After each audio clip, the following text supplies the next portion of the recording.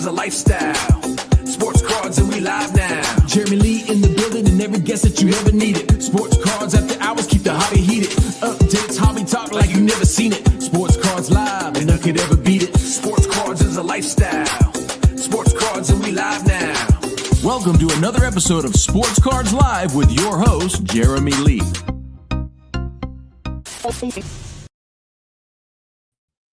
What is up, everybody? Welcome to episode number 302 of Sports Cards Live. It is Saturday night, February the 21st, 2021. And my name is Jeremy Lee, and we are back. We are back, baby. Welcome back, everybody. Before we get into it, I see a bunch of you here already. Welcome, everybody. Thanks for being here. If you are thinking about adding a grail, check out Fund Your Cards, the hobby's leading consolidator, fundyourcards.com. Leighton Sheldon from Just Collect is always buying vintage collections. You can reach out to him at leighton@justcollect.com and check out Chronosio, guys. I got to check them out at the West Coast Card Show. Got a few packages. We'll be showcasing those very soon, but they have a business in a box product. They actually shipped me this. I'm going to show you this thing really quick, guys. This is one of them. Cards to Cash. It's pretty cool. That's the other one. Chronosio. They're doing big things, guys, and you can get this stuff at Walmart online. Very cool. Very cool. So check out Chronosio. Front Row Card Show is in Portland, February 28th to March 1st. Visit frontrowcardshow.com for more show dates and locations.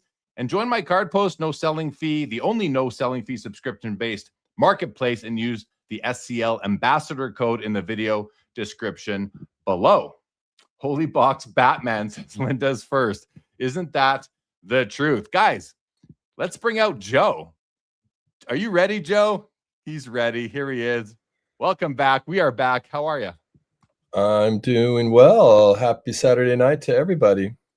Yeah, happy Saturday night. And speaking of Saturday night, I didn't see you on Saturday night. I was at the West Coast Card Show for Thursday and Friday, but what a fun show that was. It was good to see you. It's the first time we'd been together in person in, I don't know, a year and a half or something like that, which it was funny because I see you and I'm like, I see you at the at breakfast at the DoubleTree there. I came to visit you on our way into the show, and I'm like, when's the last time we even saw each other? And it's kind of weird in that it was hard to nail that down, but it was good to see you, buddy. It was good to see you and everyone else there, of course. What are your opening thoughts? It was really good to see you too. I was super appreciative that you made the effort to get over there on your family sojourn. And yeah, I mean, I'm sure we'll get into the whole show, the people, all the cool experiences that we had. But yeah, it's like a good touchstone when you're engaging with people online to actually have real in-person interaction. So I was grateful. Absolutely. It was a ton of fun. We both made some moves at the show as far as our collections go.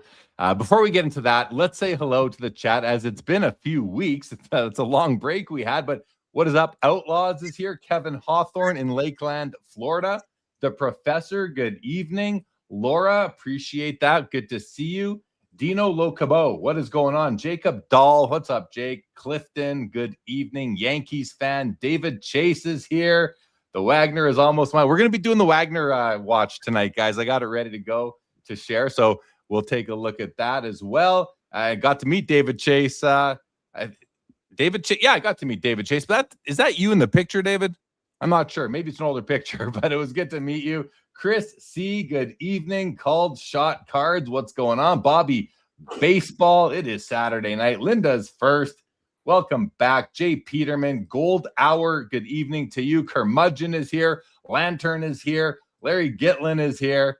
Vinteeks is here. What's going on? Dylan Double D. Oh, we had some fun. Dylan Double D. It was great to see you. I said 2021. My bad. Linda's first pickup of the week. Sid 2526 MVP. Way to go. Foul Ball. Was good seeing you too, buddy.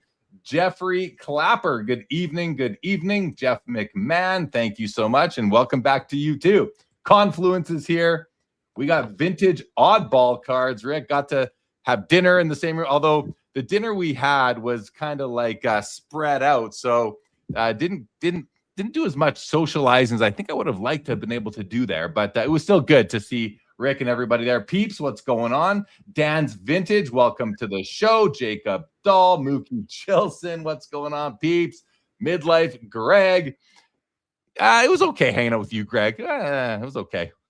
Obviously, great to see you, buddy. Obviously, good to see you. Chris C., how much Pokemon was at the show? Almost none. Like, this was they do a Pokemon show and they do a sports show. This was the sports show and hardly any. Hardly any. It was wonderful. It was wonderful. See Eddie B. What's up, Neil? Good to see you. Foul Ball says, good to see you again, Joe. We got Chris C., Fresh Prince of Sports Cards. What's going on? Got to meet him at the show. What a great show. Hi, Pop Professor. What's happening, buddy? Good to see you. Tampa Home, Double V, Mike, Jayhawker. Everybody's here tonight. Rex Cards, Rob Star. Oh my, it's a very old picture. Yeah, it looks, I'm not trying to be, difficult on you, but yeah, it does look old now that I've met you. Hey, look who's there. Not the fake Mike Petty, but it's the real Mike Petty. And I got myself a Mike Petty Kaboomy. Yeah, you got yours too, huh? I sure do. I've one of the many. Well, not actually that many, but one of the mementos of the weekend that absolutely. Absolutely. That was so much fun. Jake Dahl, too many to name, but 1960s era post serial is one of them. Okay. Laura, are we all staying awake? Yeah, big hockey game at 6 a.m. my time tomorrow. Wow. I don't know how I'm not going to watch it, but it's going to be tough. It's going to be tough. It's a gold medal game in the Winter Olympics, Canada versus the U.S. It's going to be a tough game, but I think Canada will pull through, but we'll see. You guys can come at me next Saturday if I'm wrong, definitely. Confluence, Petty, what if we want a paper or scissor? Good to hear. Foul Ball, good to finally meet Double D, Midlife, Tony, and all the group from Card Ladder. They were there too, and Card Ladder, they're so hospitable at the show. Oh, you're even wearing the hoodie. They're so hospitable. They will clothe you. They will house you at their booth. If you need to sit down, take a load off, or charge your phone, it's really quite the service. Thank you to the Card Ladder team. And guys, Card Ladder is a partner here. If you are not yet using Card Ladder, there is a affiliate code in the video description below. Absolutely. Mike Petty, there it is. Game over. Gold Hour, what's going on? Vintage Collector, good evening to you. Says, I've been reading Pops and Comps all this afternoon. Great so far. Great to hear. Thank you for that, Vintage Card Collector. Love it. Jim Scholl is here. Bill Mazeroski passed away, huh? Yeah, rest in peace. Absolutely. I didn't hear that yet. No, Mike Petty cards did not come with a pink comb relic, and that's probably next year's product. Iteration. Think, right? Patriot Sports Cards, Jeff Hart, what's going on, buddy? Prediction on the Honus Wagner. I can see it hitting 10 million. I heard Ken Goldin say that he thinks the floor is 6, could go for 10. I've been saying it could go for 10 since I saw the Goldin show, the King of Collectibles. Absolutely. Chris, the hair relics were long odds. Fresh Prince, I need a Petty Kaboom. No doubt. We all do. Angry Card Dad, cheers and good evening. Jayhawker's going to win the Honus Wagner. Maybe, Joe, we should have a check-in on it. And here it is as we stand right now, guys. Another bid since I last looked earlier today. It's now 4.2 million, which is 5.124 after the buyer's premium. And, we'll see what happens. So, Joe, before we jump into things, I want to I not only should we watch this one, which is from the Shields family. This is a card that has been owned in the same family for over 100 years, documented very well on Netflix on the King of Collectibles, obviously with Ken Goldin and the whole team from Goldin Auctions. But this one is selling tonight. Here's the back of it. Back's actually pretty nice. The front, I mean, it's a PSA 1. I really like it, even with all the creases and bends. How can you not like this card? But it's interesting to note that there's another copy of this card at auction right now that a lot of you are aware of, and it's at Heritage Auction. So I thought, let's take a look at that one as well. And here's that one. This one is an SGC authentic from the Garajola collection. And this one when I look at this card and I compare it to this card, the Goldin copy looks a lot brighter. It just seems to have a little bit more spark to it, if you will. This one looks much more subdued in color. Now, that could just simply be the photography. But if we look at now let's look at the backs again. Here's the Goldin one. Let's look at the back of it. And here's the Heritage one. Let's look at the back of this and get ready, guys. Ooh. But thing's a complete disaster. Look at this. Yeah, I'll say it. That's ugly. That's just ugly. I mean, does it look a little more orange though on the front? Like if you like that orange, I know what you mean about the bright, but I'm trying to see, okay, that compared to that. How can I can't make it any bigger than right there. Yeah. So that's almost like orangey yellow. I think they're the same color. It just might be the photography, but this authentic copy, it looks dirty to me. It just looks like a dirty card, and the back is filthy. Yeah. Not in a good way. Sometimes filthy can be good. This is not filthy in a good way. I mean, I get it. It's a T206 Wagner. I get it. But still, let's just call it for what it is. Still a baseball card. Whereas the Goldin copy, really nice on the front, again, for a PSA 1. And even, I say really nice for a 1. There are nicer ones out there in other T206 cards, I'm sure. But it just presents better. And the back is pretty much all there, which you're not getting on the Heritage copy. So it's a interesting dynamic. But there's the two cards, 5.125 right now on that one. The Heritage one is at it's at 2.3 with the buyer's premium. So 2.3 versus 5.1. It's almost a $3 million difference. Let's have a look at Card Ladder and see what these things have all sold for. I have this sorted now by date sold. So most recently, the last one hasn't sold since last April. So about 10 months ago, did $2 million. And that is that was the restored copy, Joe. That was this one right here, which is missing a bunch of borders, but it looks clean on the front. I mean, this one, I'll tell you, I'd rather have this restored copy in my collection over the one at Heritage, just because it presents so much nicer. But I know a lot of people will go the other way. Here's the same restored copy back in 2022, 1.5 here. This would sell for $3.7 million. It's a nice copy too. It's got that. Can you just out of curiosity hit the Card Ladder value that's not revealed to the right there? Yeah. Okay. Interesting. 4 point. Well, but that's not on all the cards, right? That's gonna sort of be based on each card alone in the grade, I believe. And look at the confidence is at 20%. Yeah, no, which is their lowest confidence. I don't think it's even really worth looking at. Probably not. Just curious though. I always kind of like to tap that button just to see literally if it's up or down. And I think it's actually on the player, which obviously Honus Wagner has other issues. So I don't think it's apples to apples, but it is sort of the Wagner index, if you will. Well, this one is saying 12.2 million. So the way that works is that if a card, I believe, and Chris can correct us in the chat, but or Christina or Josh, but if a copy of the card hasn't sold in over a year, I believe, it's automatically down to the lowest confidence level. So it's kind of irrelevant, I would say, for a card like this. They sell so irregularly. And so anyway, we'll keep a watch on this. It's at 4.2 million right now. Well, that's before the BP. It's at 5.124 million right now as we sit. So we'll keep a watch on that, Joe. Back to the chat, though. Tony has joined us, another one we got to hang out with in Cali. That was great, Tony. Confluence Sports Cards, what's going on? We got Lonely Basement. Oh, man. Trees and Cardboard is here. According to Ken, we are all too poor to even look at this card. Yeah, I don't know. I don't know if that's what he meant or not, but I think what I heard him say was the people in the chat that night were too poor or could not afford the cards on Goldin. I didn't hear him say that everyone in the hobby was too poor. but I think that's where the hobby's taking that, running with that anyway, just because it's, I guess, fun.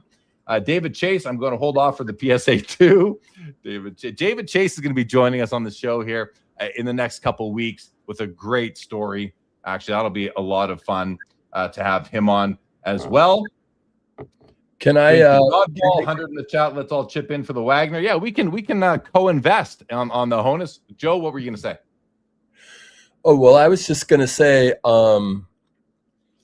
the conversation that we're in reminds me of the drop I listened to you about the what everyone missed about the Pokemon card, the Logan Paul sale, which is a way of kind of leading into a compliment. Jeremy, I really like this new format of your podcast only, the story about your 2025 and kind of like, you know, the shedding of your poker nights as a kind of on-ramp to writing a book. I mean, I found that incredibly compelling and kind of different. I mean, I've talked with you enough to hear you in storytelling mode, but I really appreciated, I think they were about 25 minutes each, and obviously they're more on the podcast stations, not so much. I don't think they're available on YouTube, but really, really nice work. Really cool to see you kind of innovating and branching out into a form that I think is really compelling, and I just enjoyed both of those drops a lot. And anyway, people should check them out if they haven't already. Well, thanks, Joe. Appreciate it. Thanks for listening. Though, you know, you've said how it's kind of innovating. The reason why I did those was because for the podcast listeners, we weren't going to be here for 2 weeks, so I didn't want to go dark on the podcast. So I don't know that it was more of like a Band-Aid than a new innovation. But like I said in some of those podcasts, you know, if you want more of that, I'll do it. It's a lot of fun, and I can keep them to way shorter, you know, 10 to 20, 25 minutes, maybe max sort of thing. And the thing is that I put 5 podcasts out each week on Apple, Spotify, everywhere you get your podcast. So I don't know how many more I can do. I mean, that's almost too much of me out there. One guy responded to me today. He sent me some pretty funny comments.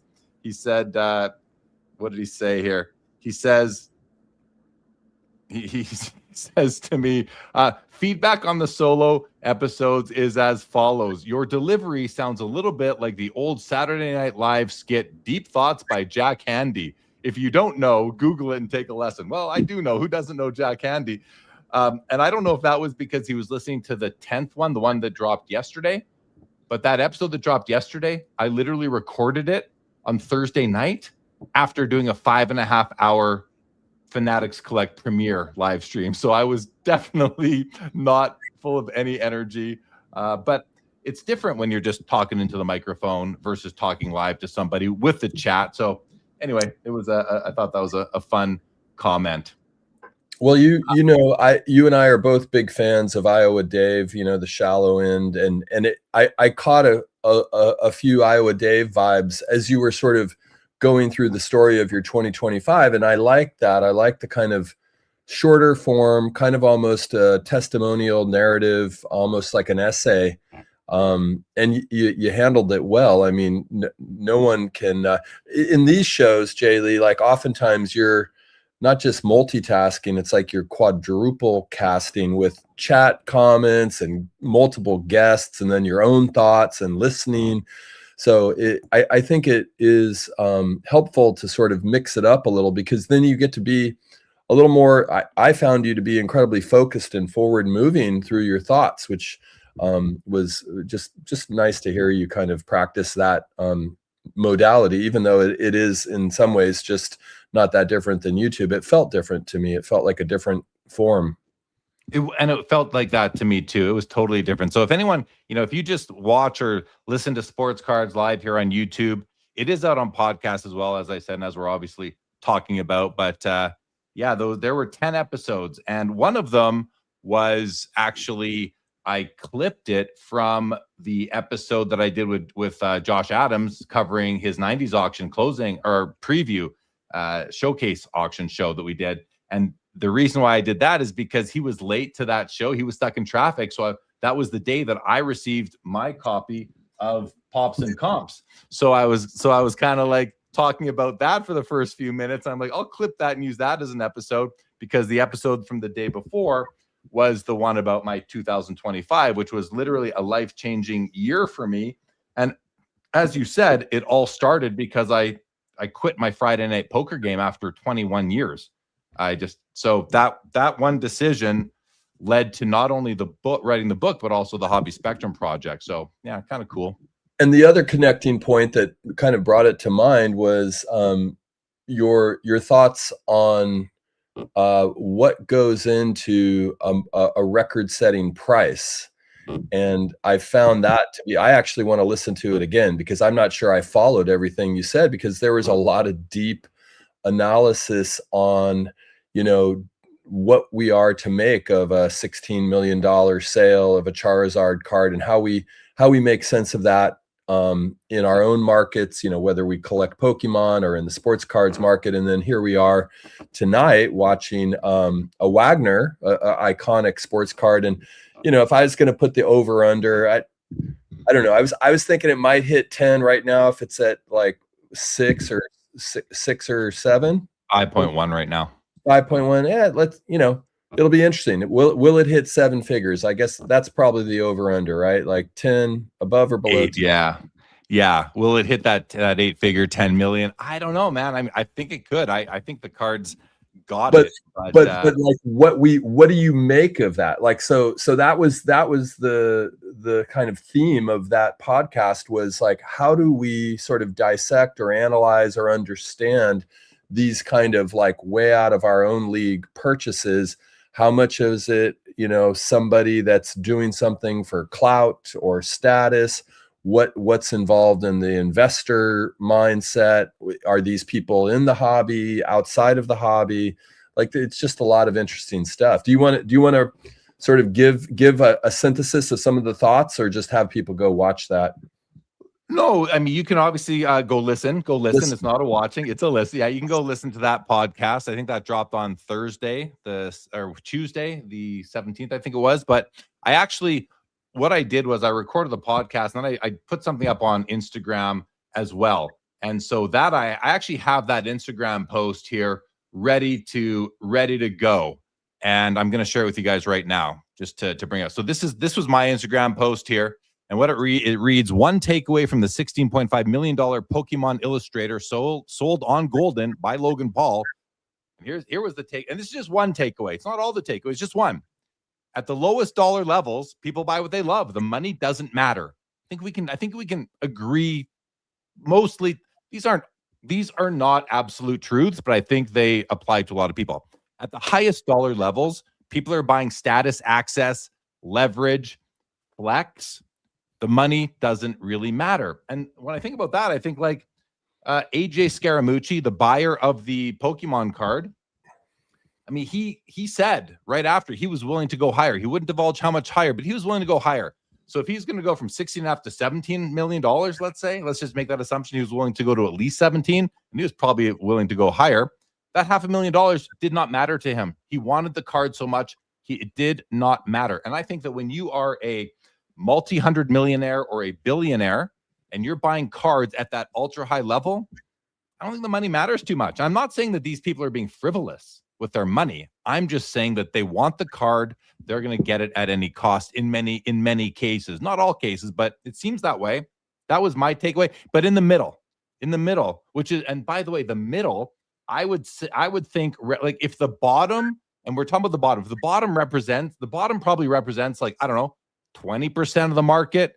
The top probably represents 0.01% of the market, and the middle is all of us, and we're also in the bottom. I mean, I collect bottom cards as well, so we are all in the middle and the bottom.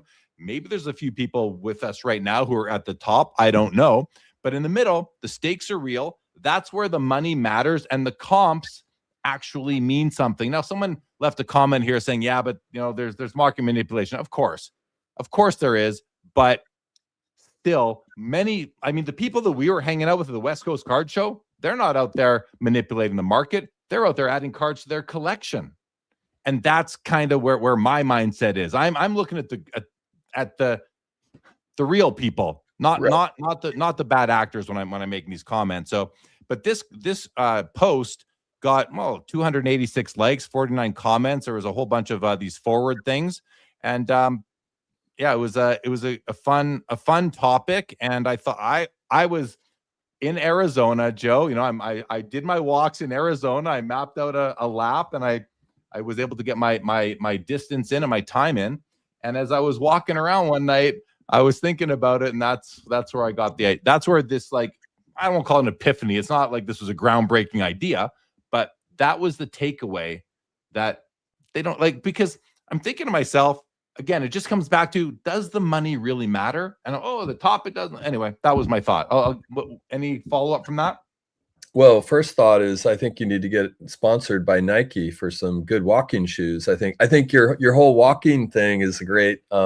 It actually inspired me, thinking about, as a good way to, maintain physical health, but also like to have some time to yourself and to sort of mentally reckon some of these things that we might spend just milliseconds here and there going like, oh, that's interesting. That's interesting. When you're walking by yourself, you really do have time to actually follow your own thoughts and kind of contemplate and self-reflect on, and you've got a lot of wisdom to share, but sometimes you need time to kind of collect your thoughts and what do I think? So anyway, yeah, I'm excited for these Wagners. I think I'm a little more bullish on the authentic one, notwithstanding the back. I think there probably could be some value there because the front doesn't trouble me as much as it might you, but that back is bad. But that's why they call me Beater Joe. So, but Beater Joe made a few moves. Joe stepping out of that beater class a little bit nowadays, right? I'm trying. Yeah, absolutely. Well, we will get to that for sure. A couple more comments here from the chat. Oh boy, we got lots here. Mr. Manos just asked my wife if she had 4.3 million I could borrow. Team Chevelle, can we really say one card is $3 million nicer? I think it's more than just the two copies being compared to each other. I think there's the provenance, and one's the Garagiola copy, one's the Shields family copy. One was on Netflix. One is world famous. The other one is hobby famous. Though there are differences. So, but again, it doesn't matter. 3 million's chump change at this point for these guys. And we'll get to a comment from Dan below. Midlife says, I just asked my wife. She says I can't bid on the Wagner.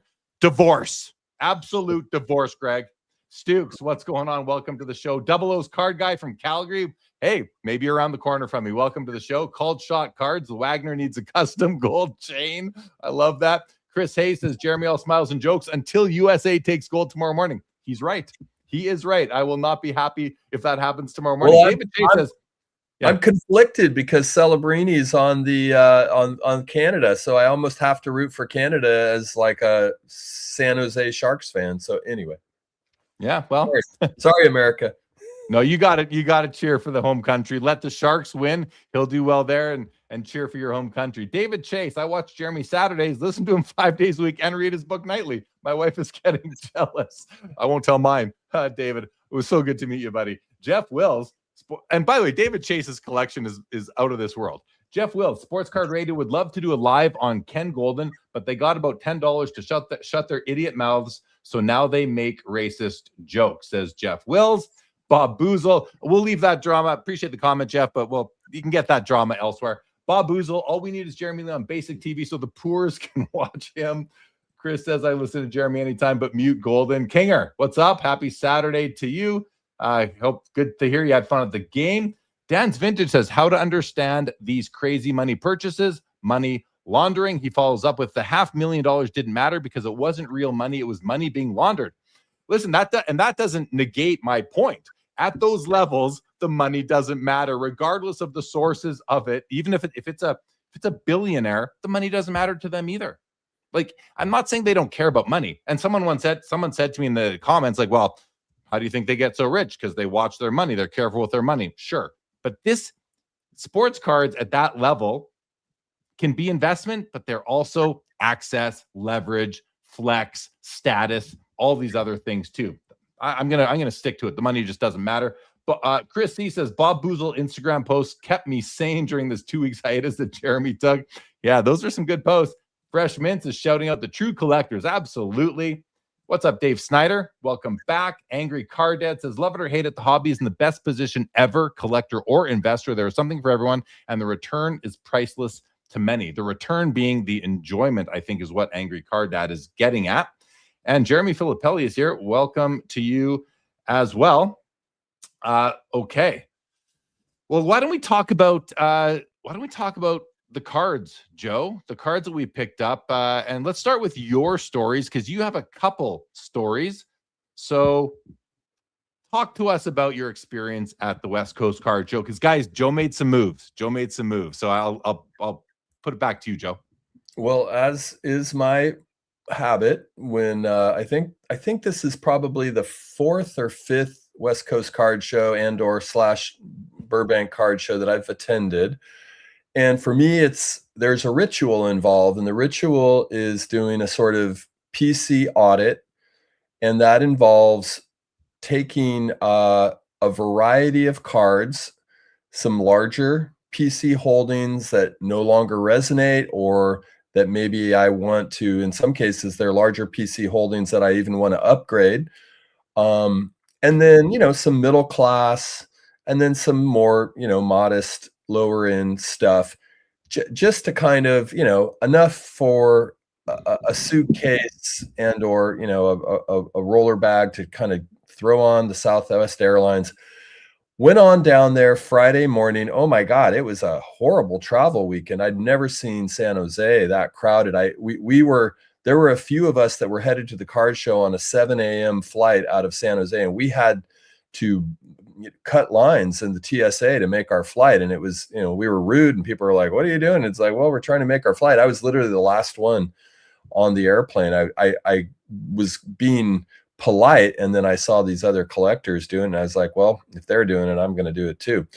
Get down there. I love the DoubleTree has a shuttle straight from the airport. It just makes it so easy.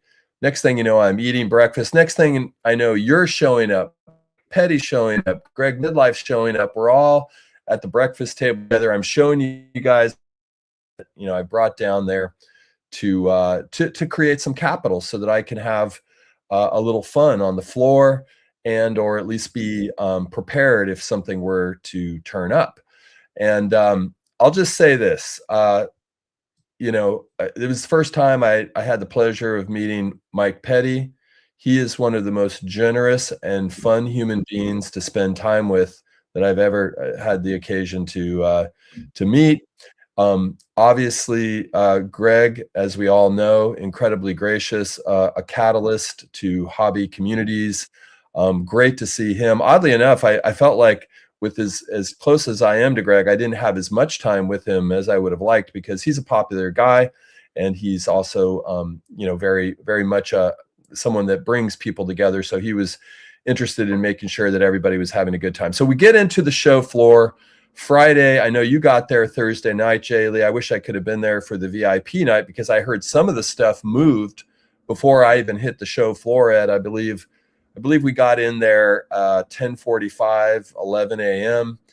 Shout out to Card Ladder. Shout out to Josh Johnson and Chris McGill and Christina. They were so gracious. They were like a hub for us, both to rest our weary legs. They supplied the whole show with swag. I mean, sweatshirts, shirts. Then towards the end, and I missed this, and I'm kicking myself, but they had numbered to 90. They had parallel hats, card letter hats that went from to 99 all the way down to a 1 of 1. And our friend George apparently bought, when the 1 in 1 was pulled, it was in a little package. It was a little, painter's kind of hat, nice hat. And I wish I'd gotten one. But George, I think, bought it off the person that did it, and then was holding on to it. And somebody really wanted that black 1 of 1 card ladder hat, and bought it off George for $300, I heard. But then it was a younger kid, and George thought about it a little bit and said, you know what, you wanted this hat so badly, I don't want your money. And he gave him back his money, and he let him keep the 1 of 1 card ladder hat, which was awesome. But that was the kind of spirit around the card ladder booth. Just a lot of gifting and a place where you would meet up with friends. So anyway, from there I headed over to the Burbank and Ryan Veris, liquidation center. I don't know what else to call it.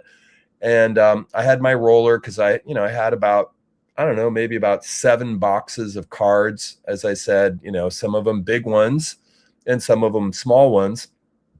And you came over there about an hour and a half in, and Ryan's, he's a machine. Rob was over there holding court with everybody. But I got my numbers, and one or two of them I maybe held on to, but for the most part, I just said, yeah, let's do it. And I actually was kind of lucky enough to have Ryan say, we need to give you a check and cash. You're the first person here. We don't want to dust our cash amount right out of the gates. And that was helpful for me because that ensured that I didn't blow it all on the showroom floor, a little guardrails. And that was all in an interest to pay back the Curry, the gold vinyl Curry, because I hadn't quite, I hadn't come near to completing that recompense project. That's around the time that Mike Petty and Greg showed up. Petty had a couple really nice cards and was kind enough to sell them to me at a bro price. And I'll show you one of those a little bit later. But yeah, and so from there I had what I needed to go around and do damage. But then ironically, I did not a damn thing for the next 2 days because you know me, Jay Lee, I'm a little indecisive, and prices for the quality vintage were not cheap on the showroom floor. And I was looking for Jackies. And when you see Jackies in real life, people are not just giving them away. They have a high price, and some of the big dealers, there were a lot of really good dealers. You went in with the goal of one specific card, did you not? Which one? I wanted the Leaf Jackie. I had actually liquidated to Ryan in Burbank my Leaf Jackie, which was a horrible. It looked like the Wagner back that we just saw. Yeah. It had a back like that, and it had pencil marks across Jackie's face, which was frankly distasteful to me. So I was kind of glad to get rid of that. But that was the card I was looking to replace with my liquidation. And unfortunately, at least, or maybe fortunately, because it all worked out, I did not find a Leaf that was at the right price point that felt like the one for me. But I did find, and let me see if I can pull it up here. Yeah, and by the way, just going to interject here. The Wagner might end in 1 minute. We're into extended bidding. 40 seconds left right now, and it hasn't seen another bid. It's at 4.2. I think, Ken was thinking 6 to 10. What I heard him say, I was thinking it could get there easily to 10. Looks like I might be completely wrong. But hey, I don't have that kind of money, so it doesn't really matter what I think.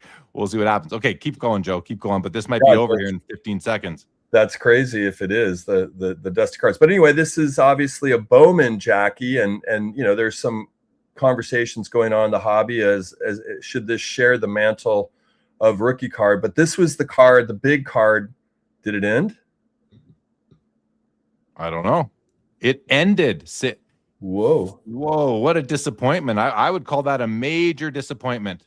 If wow. I'm the Shields family, I mean, listen, it's still 4.2 million that they got, plus some nice exposure on Netflix. But wow, I thought this card was going to sell for more. I thought it was one of the coolest Wagners out there, despite its condition, because of the story behind it. And it's very recently graded, obviously, and it didn't hit the pop report for a few months after being graded. I know some people had some issues with that. I think that was sort of maybe the one and only time where that might be acceptable. Although I saw someone make the comment, it might have been Mike at Junk Wax Hero, it might have been Auburn 35. Someone made the comment on Instagram or on Twitter at one point saying, would PSA have added it to the pop report if another copy had come for sale during that interim time between grading it and it being revealed on the Netflix show? Really interesting question there. Very interesting question there. So anyway, I think that's a disappointment. But let's go back to your story, Joe. Okay, well we'll go back to the story, but I think there's a lot more to talk about that closing price, and I'm sure we won't be the only ones talking about it. So anyway, this was the card that I ended up putting together for some trade and kind of consolidating into. It's just a really nice Bowman Jackie. It's a 2.5, but to me it presents much nicer. There's it's got really fresh cardstock. It's got a couple corner what I would put call it closer to the camera. Put it closer to the camera. Let's get a better look at that. It's not going to work. I don't know if it's going to work. Sorry. You got to keep it in front of you. You got to keep it in front of you. Yeah. Yeah. I just don't know if there's a point where it sort of breaks. But anyway, so that was actually the final day of the show. But before that, the same day, the first night when we all kind of connected, it was the night we had dinner. And I know both of us were kind of both overwhelmed with the generosity of Mike and the other fellow that we met, who is incredibly gracious too, and kind of almost said, "No, Mike, I want to pay half." What was that guy's name again? Chris, I think, or Craig. Chris. Yeah, he had an amazing T206 collection, and anyway, we were sitting right next to him, and somebody in the chat can remind us who that was, because he essentially paid for half of dinner for about 20 people, and as did Mike Petty. But anyway, that was super fun and incredibly cool to be around all those people. At that point, Dylan had shown up, and we were all sort of riding around in a really amazing brand new BMW. Petty's got a fleet of high-end automobiles. But anyway, that said, I don't know. I could keep going, Jay Lee, but it just the experience, frankly, I'm just now catching up with the energetic output and excitement exhausted me. And this last week, I mean, I went right back to work, but it was incredibly fun, incredibly cool to be around people, and the cards did not disappoint at all. I know you had some pickups as well that we're all going to be interested in seeing, but yeah, that's about it. But the store, okay, so let me now give you my version of Joe, because again, I see him at breakfast, we go to the show, we get in, and he goes straight to Ryan Vera's after a quick hello at the card ladder booth. He wanted to be there. He heads back there. I'm hovering in those first two rows. They were at the back of the room, so I'm hovering around those two rows back there, keeping my eye, make sure I'm not going to lose him, that he's over there. And I'm a few times I went back and visited him and Ryan. I'm looking at some of the cards, seeing what kind of money that are on those yellow stickies. And then next thing I know, Joe does the deal. And next thing I know, he's now bought a card from Mike Petty, an amazing card. And I'm like, oh, okay, here we go. Already adding some beautiful cards to the collection. And then the hunt started. Oh, here it is. Yeah, this Lajoie. Napoleon Lajoie, caramel, beautiful issue, 3.5, very low on the pop, and it does bug me. And what the reason Mike even sold this, I think, was because it floats around in the case. PSA did one of those cases where it's got a lot of space, but I was incredibly appreciative that he let me in on this card, and I will treasure it. It's one of my favorite issues, and I actually had sold a much lesser Lajoie, the same issue, but it was like again a Beater Joe card. This is not a Beater Joe card. This is a card that would look good in anybody's collection. So very appreciative of Mike for that. Yeah, Mike. Thank you to Mike Petty and Chris. I think the other gentleman who did pay for dinner that night. That was amazing. Dinner was great. It was. I just wish I wish there was more mingling time, at least for myself, Yeah. It was like a medieval table where you could barely shout across the table and someone may or may not hear you because it was so vast. But yeah, a lot of action, a lot of excitement, and a lot of really advanced collectors. I would have liked to have learned more from everybody about their collecting interests. And over time, I got to know a few of them and sort of where they came in, what their lane was. But just cool to be around all that, especially in the context of, on the internet, you do get kind of worn down by like people commenting all the time, and kind of some jadedness. And these people were all salt of the earth collectors, you know, and so like you felt their heart, you felt their passion, and that was incredibly energizing and affirming for your own collector self. So absolutely. No, you're right. You're right. If you only live on social media, like whether it's, you know, some YouTube, some Instagram, you're missing out on the best parts of the hobby, really, which was that and just even hanging out at the show with everybody. I mean, you know, we got Tony and Greg walking around and everyone else that was around. Like it was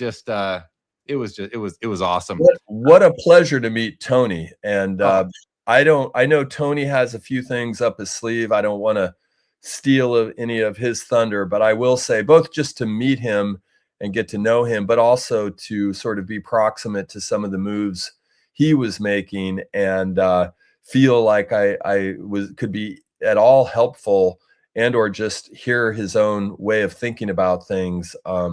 He's as you know, Jaylee, he's one of your Cracker Jack brothers. He's one of your Cracker Jack Joe Jackson brothers. So absolutely one of the bigger collectors in the space.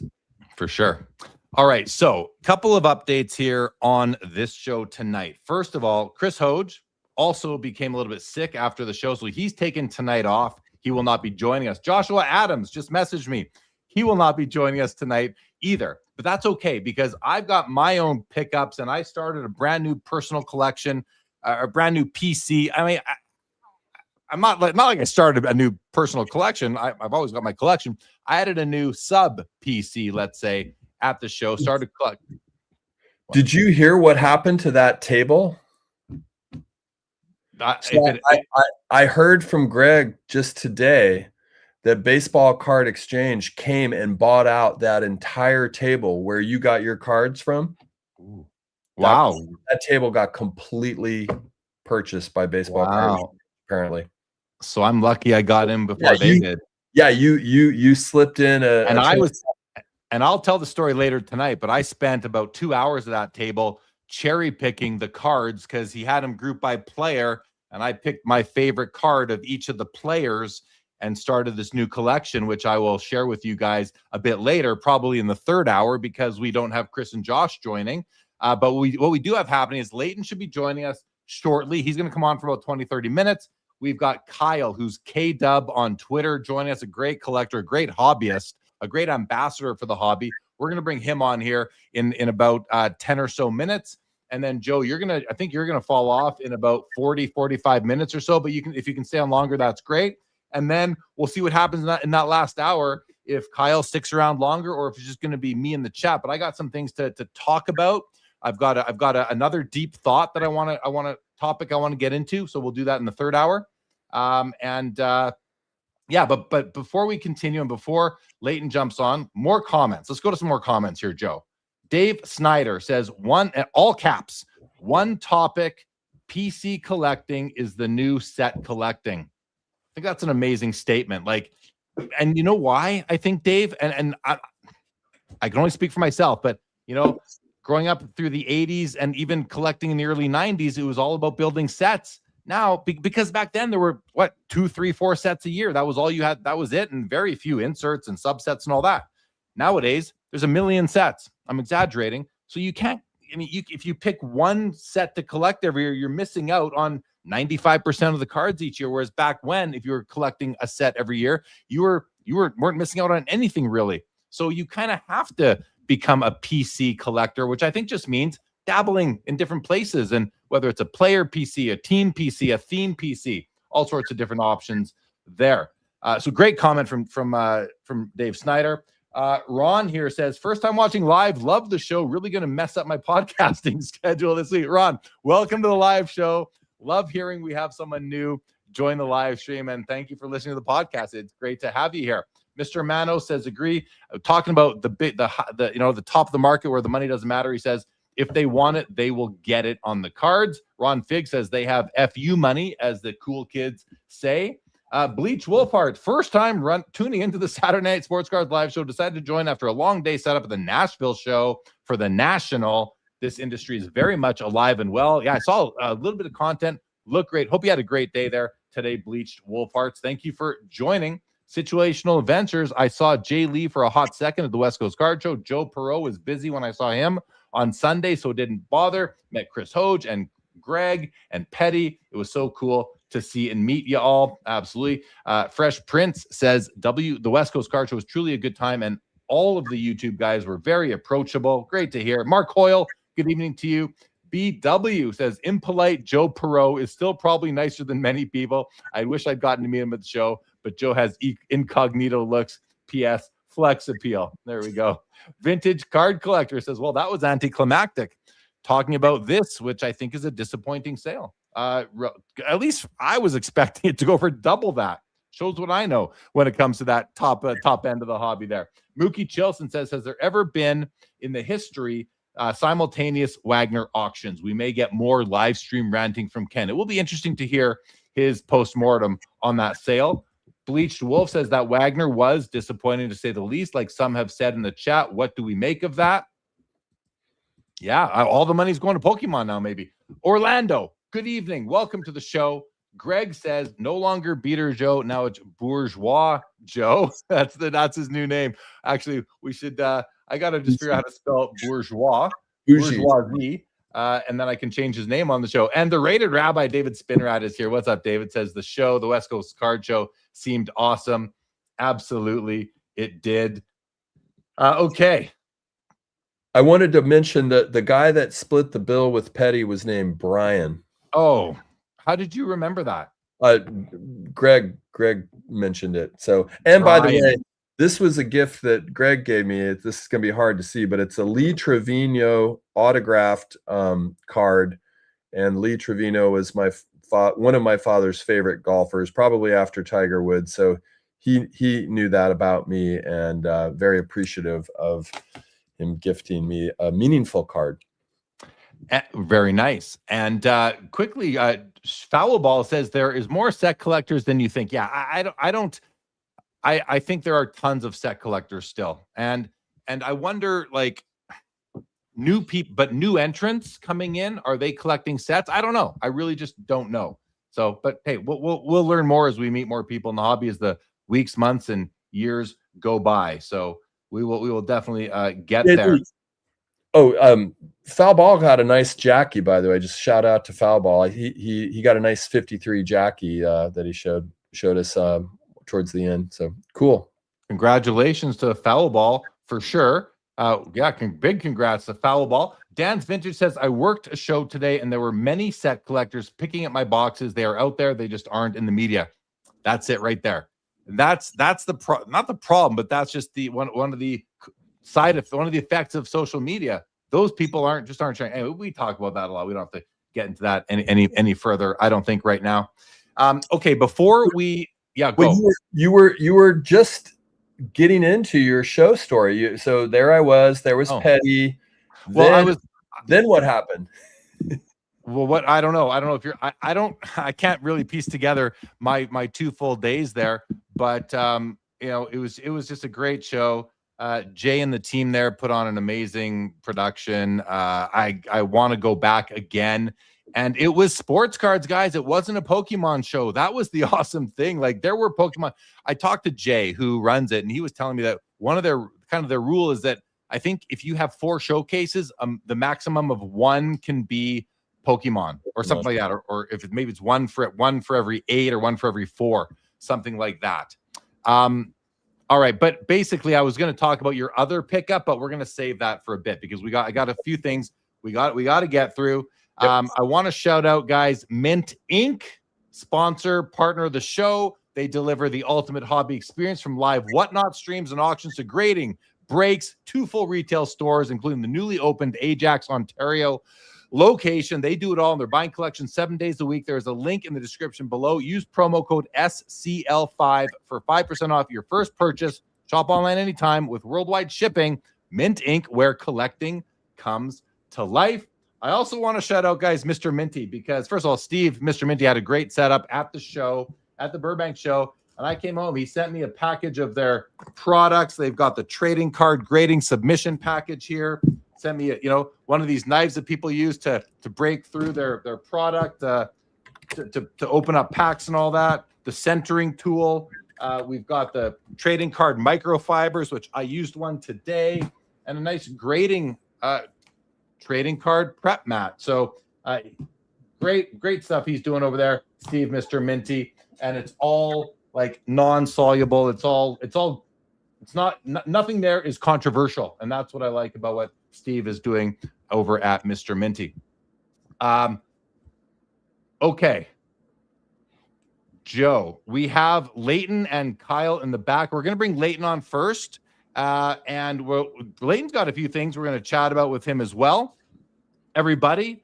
So let's do. Okay, first of all, though, I just want to, congrats to Foul Ball. That's just awesome. Bobby Baseball says over $5 million for a PSA 1 Wagner is not disappointing in my view. For far exceeded previous sales and shows continued growth of a blue chip asset, different from some of the modern bubble stuff going on.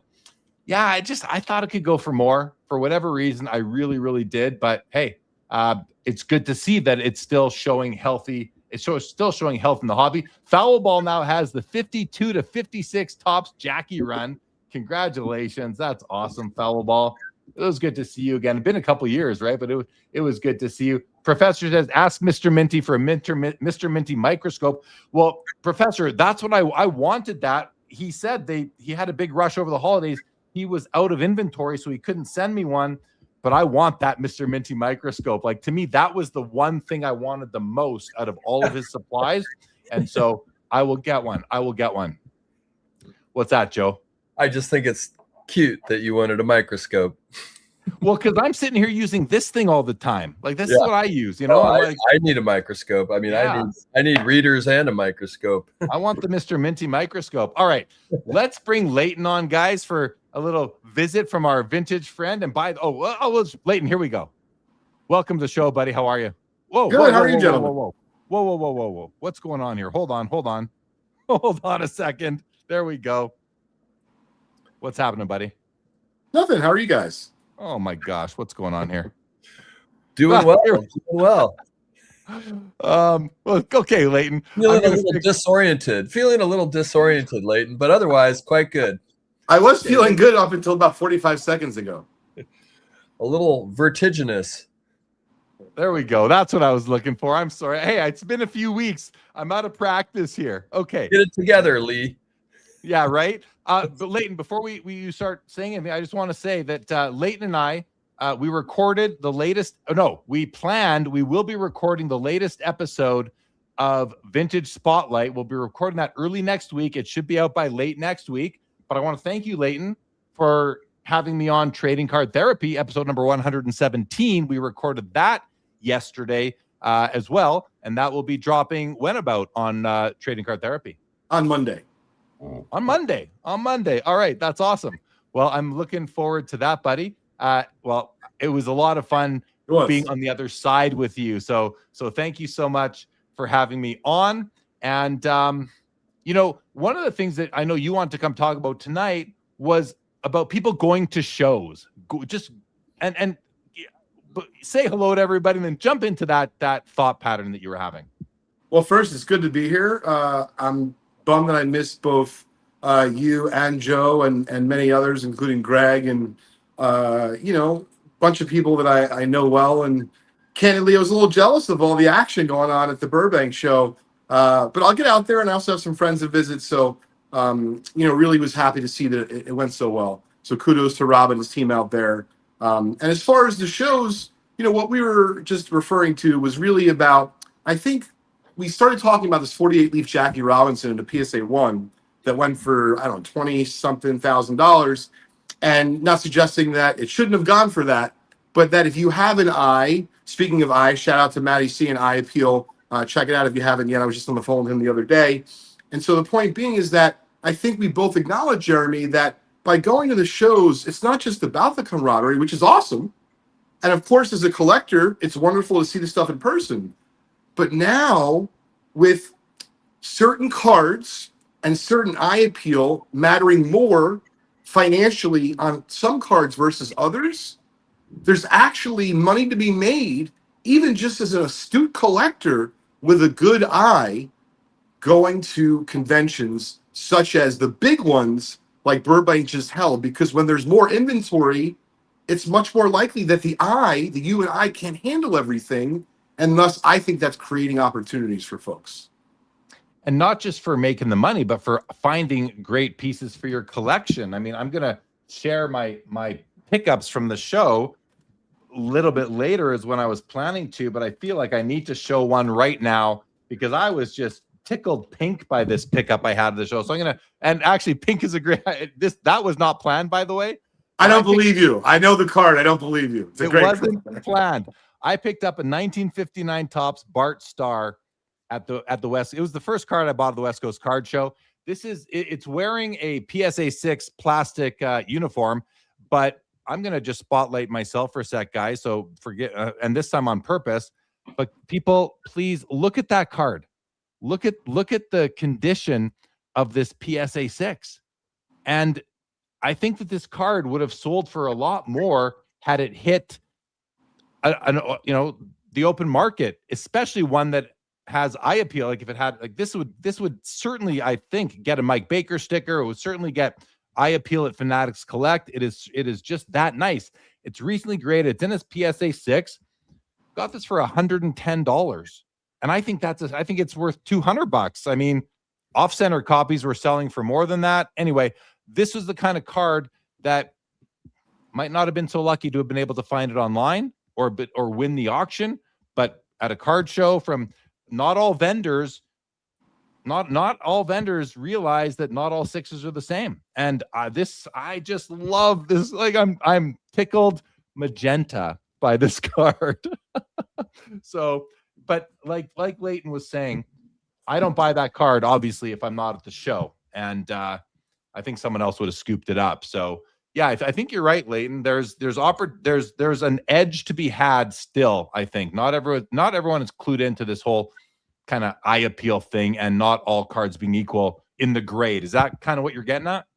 Yeah, I think you made a great point, Jeremy. It's not just good for, quote unquote, a dealer, but as a collector also. If you're having a hard time, for example, like let's say your budget was about $100 for that Bart Star, you probably wouldn't have got that same quality online. In fact, I'm certain you wouldn't have, because I looked it up afterwards when we were chatting the other day. And once again, kudos to you in the pickup. But you nailed it. That's really what we were saying, is that you can go to a convention and you don't even necessarily have to buy anything to grade or anything to flip.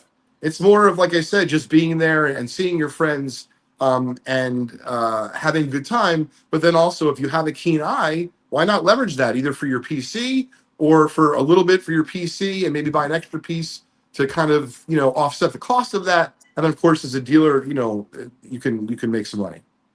Absolutely. There's nothing wrong with scooping up a piece that you think can help you move into a card you want more down the road. If there's opportunity there, maybe it's a card you already have. You buy a second copy and use it as trade bait. People buy cards as trade bait all the time. You see people making posts looking for trade bait, looking for inventory. That happens all the time. But yeah. Okay. The other topic, Leighton, that I wanted you to share with us, and I think I saw a hint of it on your social media today or yesterday, was a really cool pickup you had recently at Just Collect, I believe. Is that something you have with you and are able to show, or is it only something you can talk about right now? I can talk about it, but I cannot show it to you as it's in the office. Let's hear about it. I know what you're referring to. It was a really cool item. Apparently, it's been in this family for decades. And supposedly the grandfather that had actually owned this originally had bought it, believe it or not, speaking of conventions, at an early card convention. And then he took it home and then he got it framed. And normally when you have those kinds of situations happen, it's not that great because no one really, cared so much about the value back then. Thus, when things like this were framed, and what I'm referring to is an uncut strip of W551 baseball cards, but there was also other sports. And in this particular case, on this 10-card strip, which was intact the way it was sold back then, it includes 10 baseball players, of which 8 of them are in the Hall of Fame, and it's headlined by Babe Ruth in just his second year with the Yankees in 1921. And so it was really super cool because even though we've had cool strip card collections before, and valuable ones at that, Jeremy, I don't know the last time we've had a fresh, uncut strip, uh, certainly no less with a Babe Ruth, come into our offices. So we were very fortunate about that. And then also, they actually took it out of the frame. We thought they were sending the whole frame to us. So when we got it, they wrapped it really well, but it was effectively between two big pieces of cardboard. And it looked pretty good. So if you want to check it out, it's on my IG. I don't have it with me. Leighton_Sheldon, I think, on IG. Really cool. Yeah. I did see an image of it. It looks very, very cool. So now, Leighton, there was one other topic I want to discuss with you, but I thought I would be elsewhere in the show when we came on, so it has to do with the new collection that I've now added to my umbrella collection. And I'm not ready to talk about that topic yet, but so we'll table that for now, if that's okay with you. Absolutely. We've got Kyle K-Dub in the back as well, and we're going to bring him on momentarily here. Leighton, Leighton, stick around, but anything else that you had on your mind, anything else you want to kind of, any deep thoughts, anything else? I just want to give a shout out. I think Bobby's Baseball said this about the Wagner. I know it's an exciting night in the hobby. Of course, the Wagner. I don't know. I'm not sure, where it's at, if it's moved. It's done. It's over. Is it 5.1? 5.1. Final. Yeah, sale. and so, I heard maybe a remark from you, and I saw Bobby's Baseball chime in.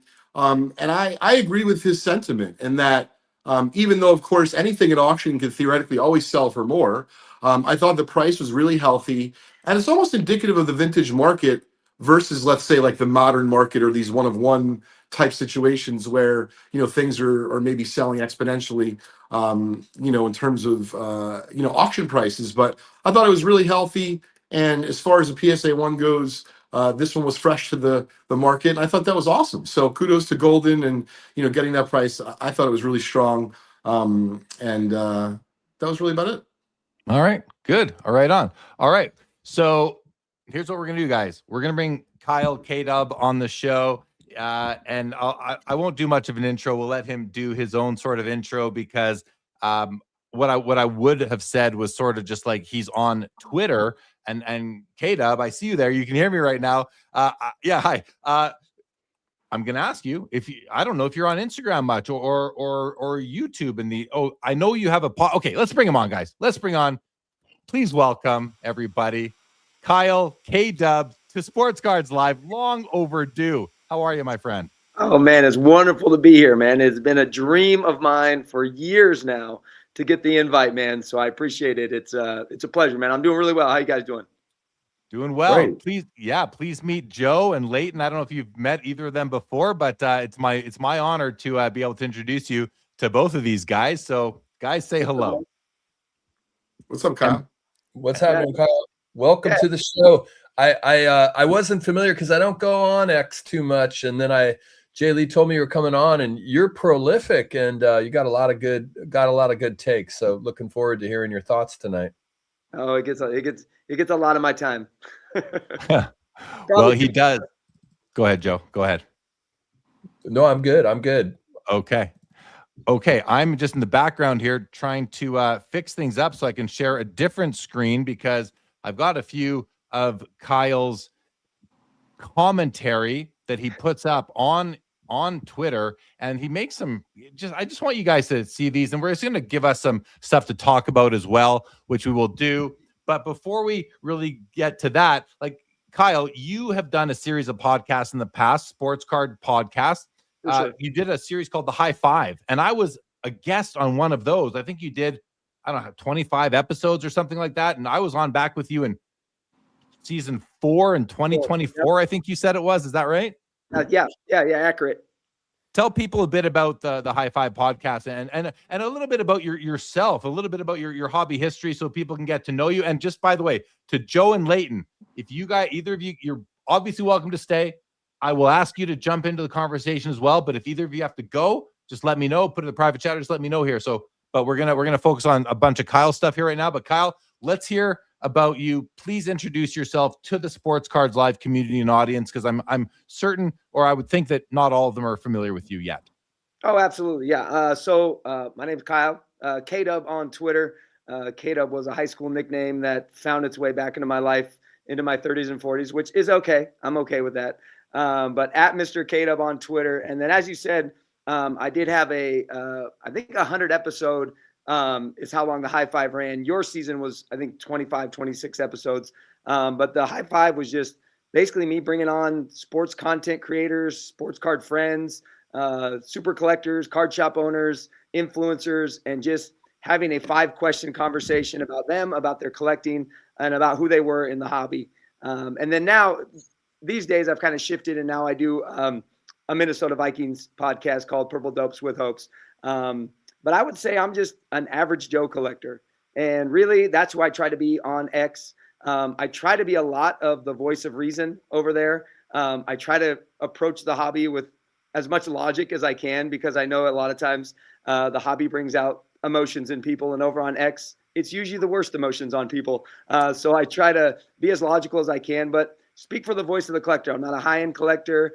I'm not a guy that has $1,000 sports cards, PSA 10s that I'm selling for $5.2 million on Goldin. I'm just an average Joe guy, and I love the hobby. I've been collecting since I was a kid. About 4th grade is when I remember really getting in the hobby.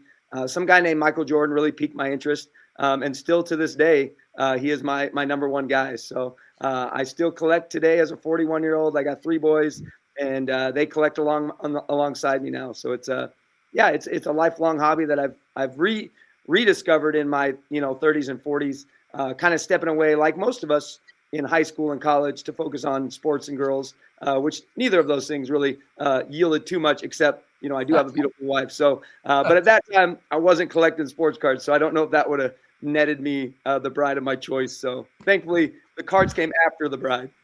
Nice. Love to hear it. Now you're referring to Twitter as X. I think that is what it's called. So I'll start calling it X, because I still call it Twitter.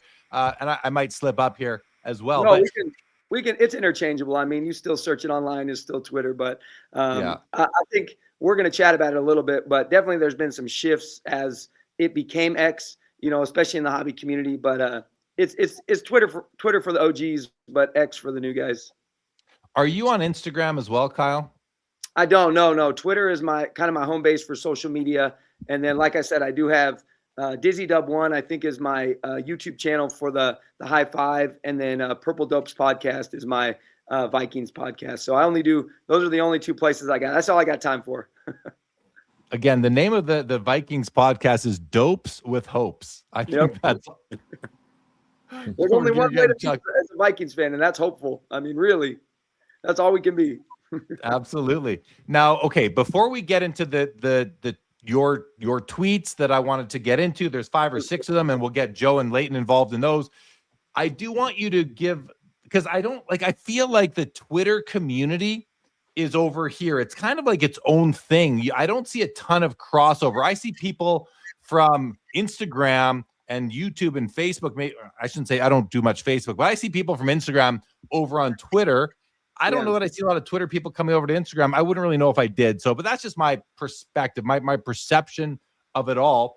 But when I go on Twitter compared to Instagram, it feels like it's a whole different kind of mindset and community there. And like when you said at the beginning, where I forget how you worded it, but it's maybe not the best of some communication out there. I don't want to be condescending towards it, because there are wonderful people there. Yourself, Suze is over there. I know Auburn 35 is over there quite a bit too, amongst others. And I see Adam, the real 27 guy, but I see Mike Jacquet's hero over there a lot of times. And I'm going to stop shouting out people because I'll be missing some.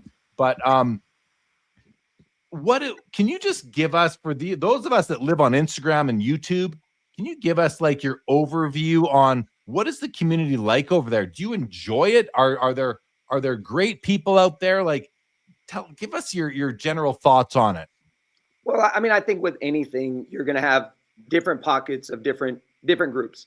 From my understanding, Instagram is really kind of a show and tell space where it's, post your pic, post your, image or whatever it is. And then people jump on there and they comment based on that picture, where I think the thing I really like about Twitter is it's really a interactive back and forth type of conversation with any post that you make.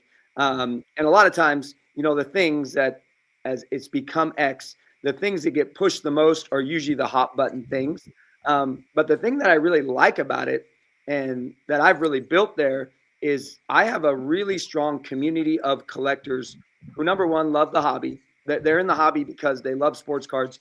But number two, they love to give back to the hobby. And so we've really built within that X community, a group where every single month, we look out for somebody by trying to find them a really cool PC item that's probably a little bit out of their price range by pulling, a couple bucks from, 40 or 50 people to surprise someone. So that's one thing that I really love about the Twitter community is that they are the space that I hang with the most is they are hobby first and they are give back first, which is super fun to be a part of and super cool to see the joy that these, little cards can bring to people's lives. And we've really done lots of cool things, like just the other day, it was a dude on there, Sandman is his name, just got the cancer diagnosis. And it's like, he's going to be off work. And, these small little pockets of friends pulled together funds and we're able to send him, a couple $100 to kind of help him in the first couple of weeks as he's,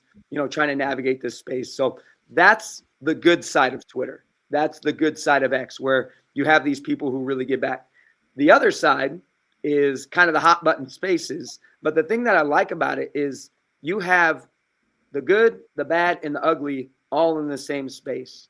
Where I feel like on the YouTube space that I've been a part of, really YouTube caters your algorithm to the things that you're going to like and want to see. Whereas I feel like X pushes everything your way, whether it's the good stuff, the happy-go-lucky stuff, or the negative hot button stuff. You're going to see it on that For You tab. So I really, I don't know Instagram at all, but it seems like that's probably the algorithm workings there. You're going to see the stuff that you like, enjoy, and want to see. Whereas Twitter really gives you, like I said, the good, the bad, and the ugly on that For You tab. Yeah, no, appreciate that. It's nice to get someone who lives on Twitter. It's nice to get your perspective. I do want to mention Paul Lesko as well, who's been on the show here several times, and he's one of the guys who lives on Twitter. I don't see him on Instagram ever, I don't think. So it's kind of like where people are comfortable is where they are. And I think a lot of us on this community are comfortable on YouTube and Instagram, but there is that Twitter community as well. Leighton, are you on Twitter at all? Or I know you're on Instagram for sure and podcasting, but are you on Twitter too? No, we have an account, but I don't use Twitter. I don't think my brain can handle that bandwidth, like of all this social media. It's just too much stimulation. But I've certainly heard of it. I think we're on there, but I don't participate. How about you, Joe? Any Twitter for you? I go into Twitter like maybe once a week. I as a Warriors fan, some of the people post things. It's like Kyle was saying, good, bad, ugly. It's like you get a lot of interesting takes, and you get some cool reels like directly from fans, or it will import, or people will pull things that maybe they were at a game, or maybe something just a little more specific. So that's kind of what I like to mine for when I go on X. Yeah.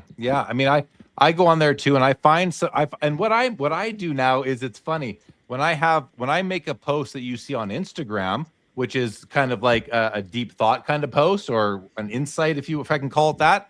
I actually post it on Twitter first, and then I screenshot that and I bring it on. I make that the picture post on Instagram, and then I get some engagement on both. I get more engagement on Instagram than I do on Twitter because I'm just much more active there. So do you see my stuff on Twitter, Kyle? I do like it. Twitter is a weird space sometimes with their algorithm. And what I've learned is kind of the more you're putting out, the more you're going to get seen. And so if you're quiet, like Joe was saying, once a week, really Twitter's probably not going to push your stuff these days, as it's kind of moved into this X platform. So it's definitely like kind of like sometimes it's quantity over quality. However, the quality posts are the ones that I want to see. But a lot of times you have to be active within the site for the algorithm to really pick you up to start pushing your stuff. Right. No. Yeah.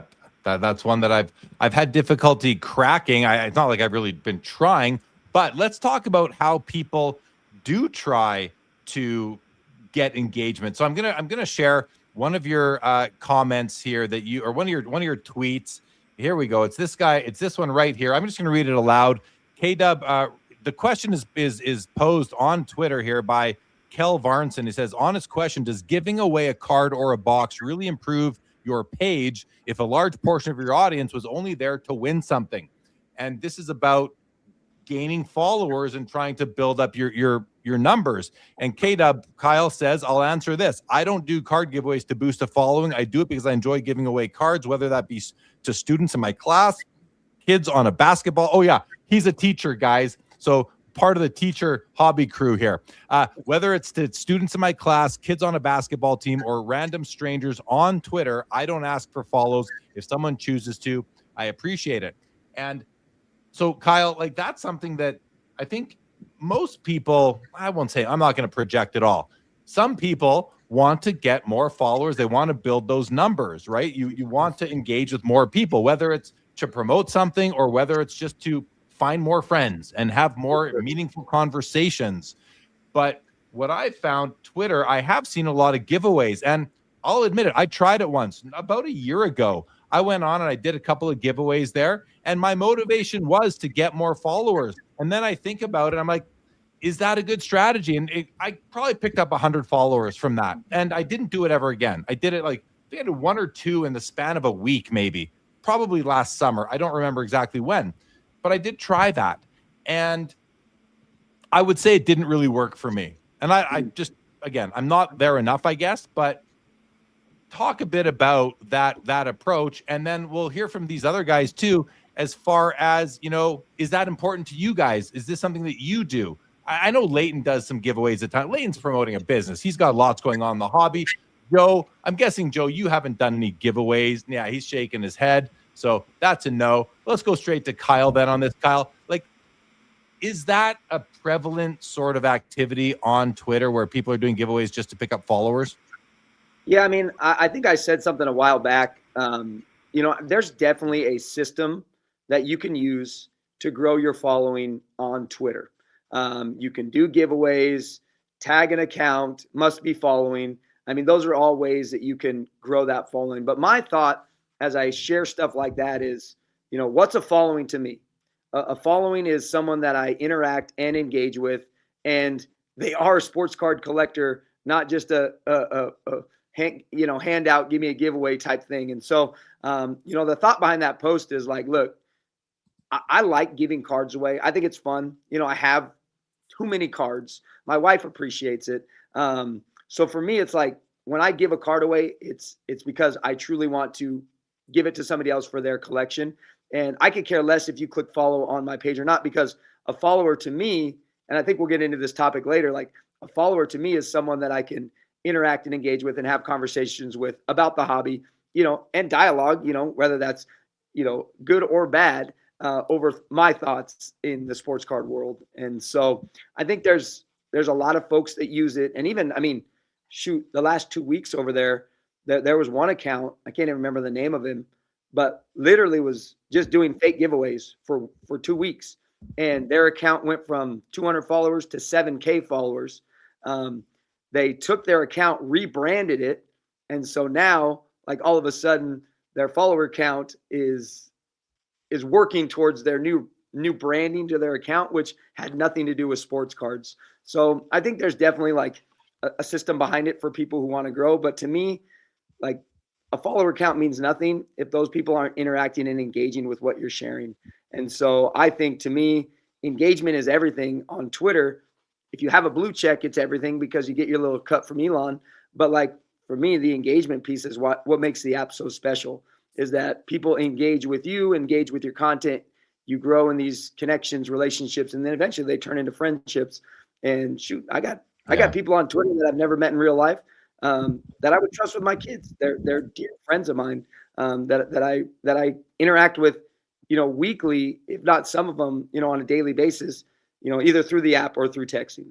Yeah. Yeah. Oh, absolutely. I think a lot of us can say the same thing about YouTube and maybe even Yeah, for sure. Instagram as well. I brought up this comment here from you that I think you were mentioning that, and this comes from, this is already from over 2 years ago, but you said, if you've observed the hobby Twitter X over time, there's a system that works for quick growth and following, and many have bought into it, which it's kind of like that first 2 lines there. It's almost like you're explaining to people how to grow your following. But then you say, however, eventually authenticity and realness are required for longevity of growth. I think that I completely agree with. I think most people would. It makes a ton of sense. You can pick up followers who are just, and subscribers. Like I think Orlando made the comment here. He says giveaways happen on YouTube also to increase subscribers. It's not for me. And yeah, I mean, listen, you could pick up new subscribers, new followers from giveaways, and some of them will be authentic and real and, engageable. But I'm guessing most of them might not be. Let's ask Leighton a question here, because I know that I feel like Leighton's done giveaways over time with Just Collect and Vintage Breaks, and he's running businesses. I think it's different in that case, but how has that worked for you guys, Leighton, on the various platforms that you're on? Sure, it's a great question, Kyle. I appreciate your work and what you're doing out there. It sounds like you built something really, cool. So kudos to you. A couple thoughts here. So first, I personally don't believe in using giveaways to build an online presence in social media, because I don't think you're getting something authentic.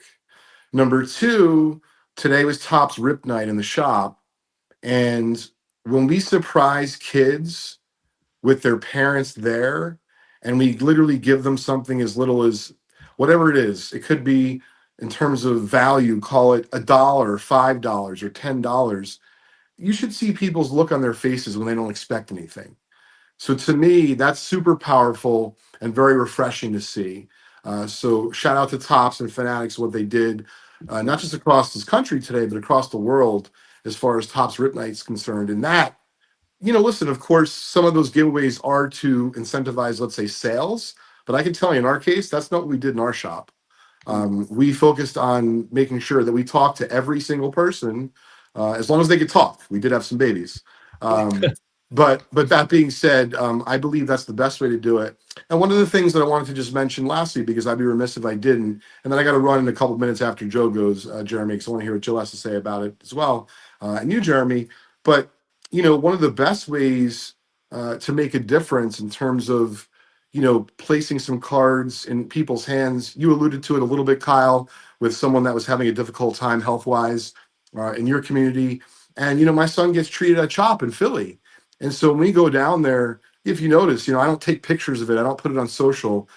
Maybe once or twice through the years, it was something really special, and I wanted to make sure that everyone could see the difference that you can make. But in general, those are the types of, call it, giveaways that I think resonate not just with me and our community, but probably, Kyle, you and your community and many other communities across the hobby. Yeah, absolutely. I think that's a great point, Leighton. Giveaways not to grow following, but to build the hobby. I think it's a completely different thing. And I, like you shout out the Rip Night that Topps does. I know Upper Deck does. They got hockey card day in Canada. They do on the hockey card day in the US. I'm sure Panini did something like that too. I shouldn't say I'm sure. I don't know for sure, but anyway, those are great hobby building exercises, putting free cards in the hands of youngsters. I mean, you just can't argue with that. Stukes here says, for me, a giveaway is customer appreciation. Yeah, well said, Stukes. Chris C says it's about community. Well said, Chris. Yeah, the chat's on it right there.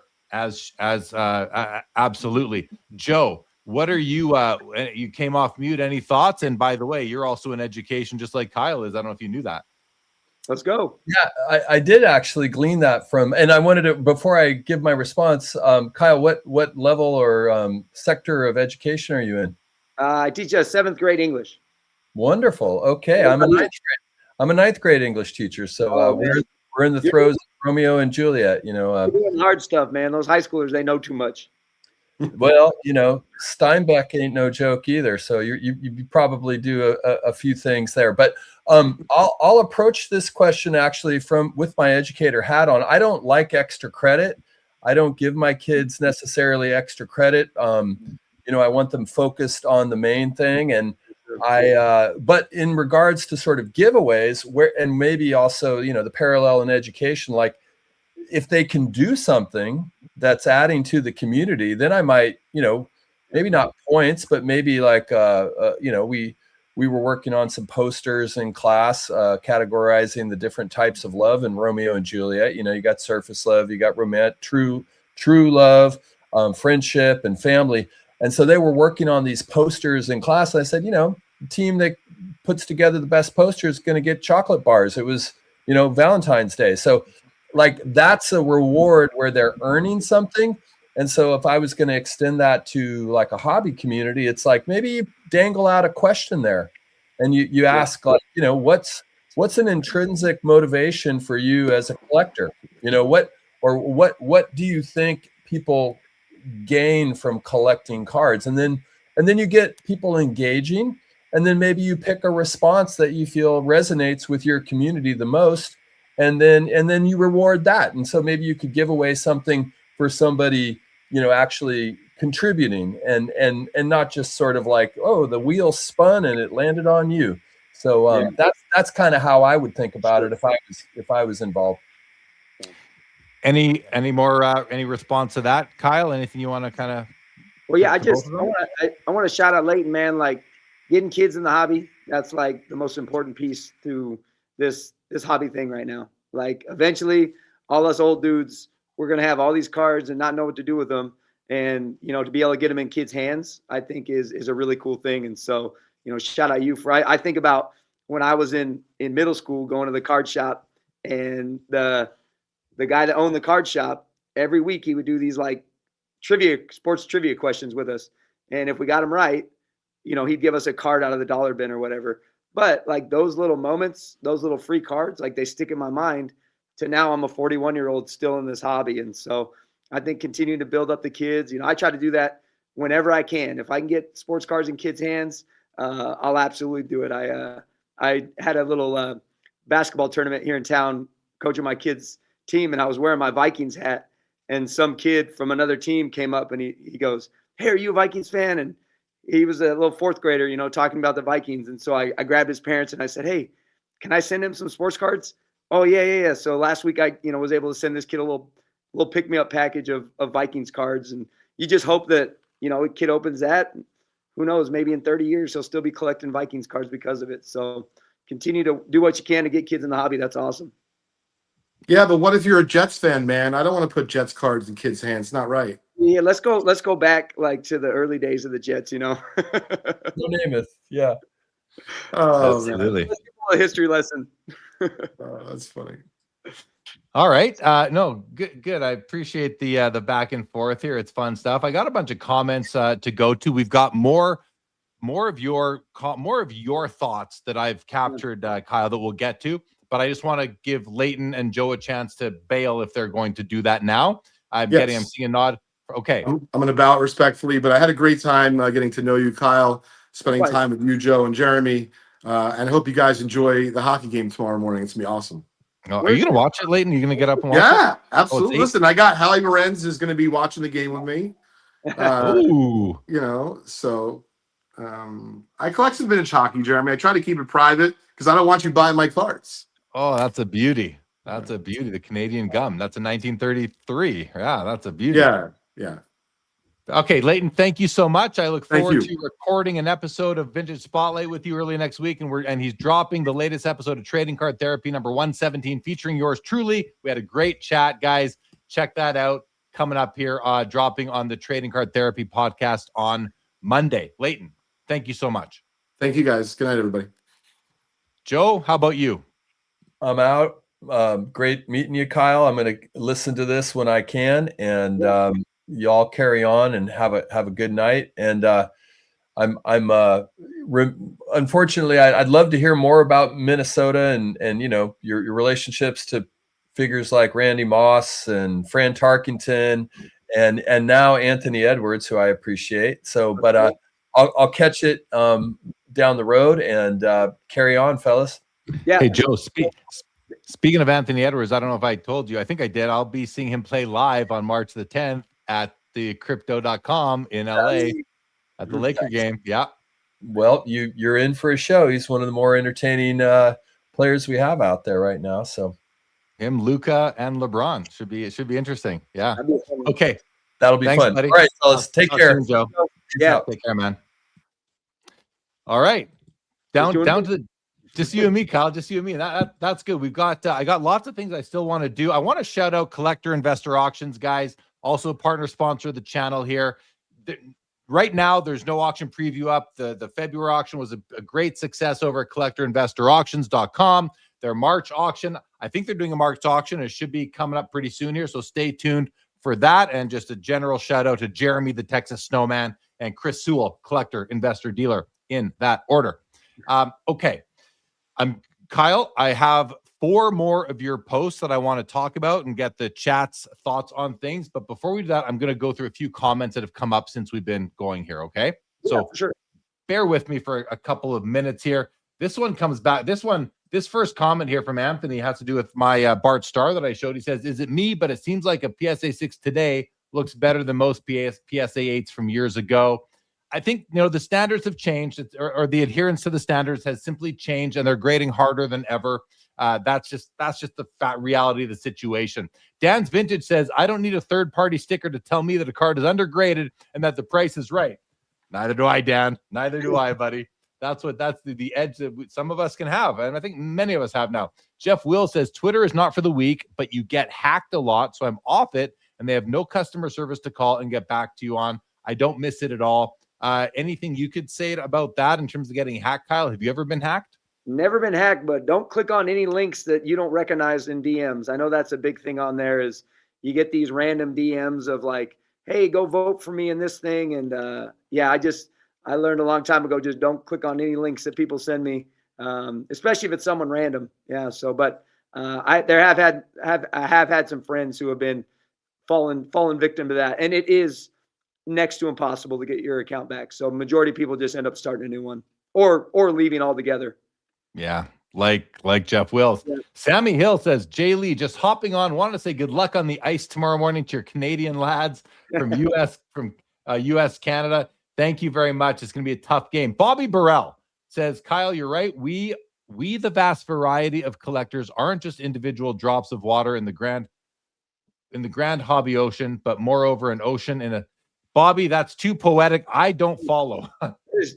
That's ninth grade. We need to get Joe back in here. That's ninth grade figurative language. I'm 7th grade, man. So they're the vast. I think he means we are just individual drops of water in the grand hobby ocean, but moreover, an ocean in a single drop. Wow. Bobby, I'm not at that level, bro. Chris C says, there are lots of good people I've met. I think the negativity is present way too much, especially on social media. It is, absolutely. Linda's first, a teacher. Cool. Thanks for your service, K-Dub. Very nice. Orlando says, seems like news and drama on Twitter. I see a lot of that. I see more of that than I see the community building stuff, Kyle. Orlando says, lots of collectors are teachers. Yes. Stuke says, a Joe Jackson Cracker Jack giveaway would attract followers.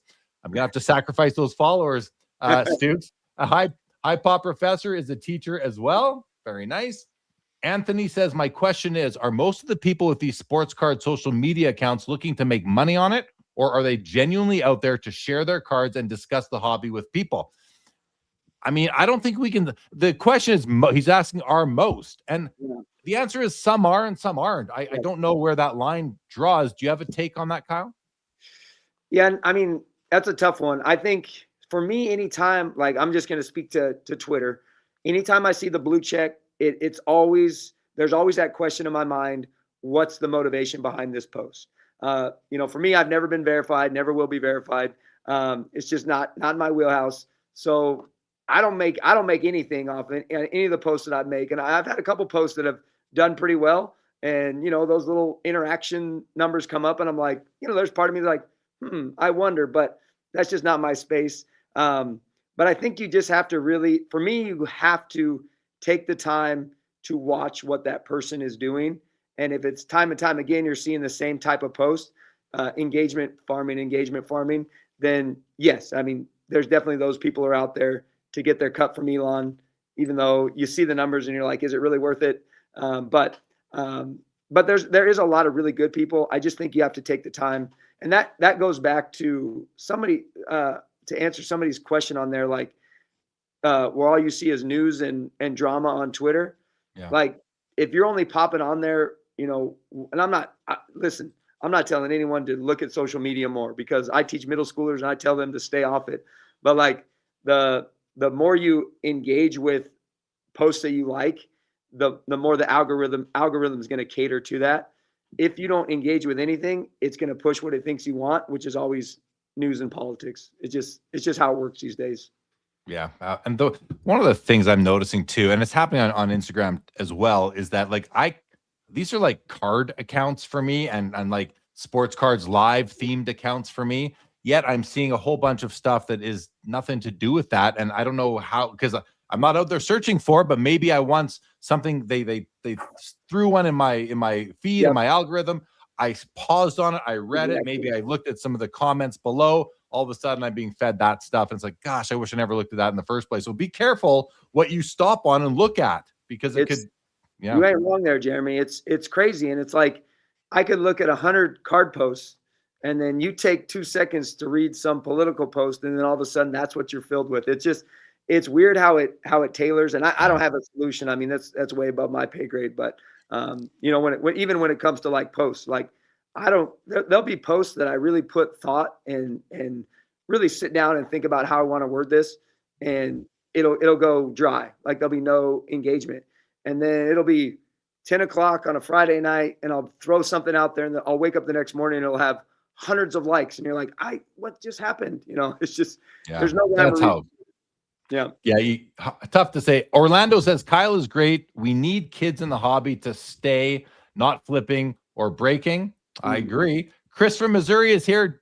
Thanks for joining, Chris. Good to see you. He is a proud retired teacher as well. Oh. And Kegger's Sports Cards, been a listener for about a year now on the podcast feed, but first time I've been able to check in live. Thanks for hosting such a great show. Oh, Kegger Sports Cards. I think that's the third person tonight that said first time, you know, one of those long time listener, first time callers. So it's great to have you guys here tonight. Thank you for listening to the pod, and simply for being here tonight. Thanks for joining us, guys. I hope you enjoy the live stream version of the show as well. Mr. Mano says, sports cards should be a deep-rooted smile living in your childhood memories, bursting forward in your adulthood. Just saying. I mean, you don't have to add to just saying there. That's a wonderful sentiment right there. Sports cards should be a deep-rooted smile living in your childhood memories, bursting forward in your adulthood. I love that comment from Mr. Manos. Absolutely great comment there. Bobby Burrell says, Kyle talked about someone having cancer, individual drop, and others stepped up. So we're not alone. We're not alone. We are the strength of an ocean when we come to Bobby Burrell. There, he brings it home. Yeah, that's well put, Bobby. Well put. Thank you for clarifying. Really nice. Really nice. Individual drop. Yeah, we often see the hobby rallying around people who are having hardships, whatever it might be. And the hobby, not only individually on social media, but, you know, Signatures for Soldiers and the Hobby Palooza initiative and all, you know, other people supporting that cause, amongst others. So the hobby's a great place. There are the bad apples, and they come in the form of scammers and just a-holes. Like, you get that. We have that in any culture community. You're going to have that. I think we have a wonderful community here, though, overall, and I'm just so happy to be a part of it. And I think that's, you know, one thing we talk a lot about, you know, X, because that's kind of what I know. But what I've noticed is, like, YouTube has its community and Instagram has its community, and Facebook, I think there's a community there. There's also a lot of wild West things over on Facebook. But I noticed, you know, when I was able to go to the National 2 years ago, it's like when I walked in there, I had never been to that grand a card show before. And I thought, oh, it's just going to be all my Twitter buddies. And then it was like, no, man, there were people who never even heard of social media on there. You know, I sat next to a guy in the VIP, and he was like a yellow legal tablet crossing out set cards from his set. And I'm like, this guy has no idea what an iPhone even is. Like he's got a yellow legal pad.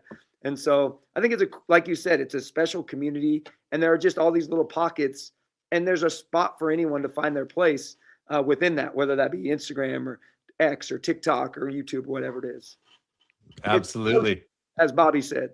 Yeah. Okay. I got to shout out Orlando. Says the hobby helped me through my cancer journey. I mean, that was one of the biggest stories in, I won't say the overall hobby, but the hobby community, at least on YouTube where Orlando lives last year. And the hobby really rallied against his cancer, and for Orlando was just, awesome stuff. And we're all thankful that Orlando beat the cancer for sure. Anthony C, also a first timer here. Awesome chat. Thank you guys. It's great to have you here.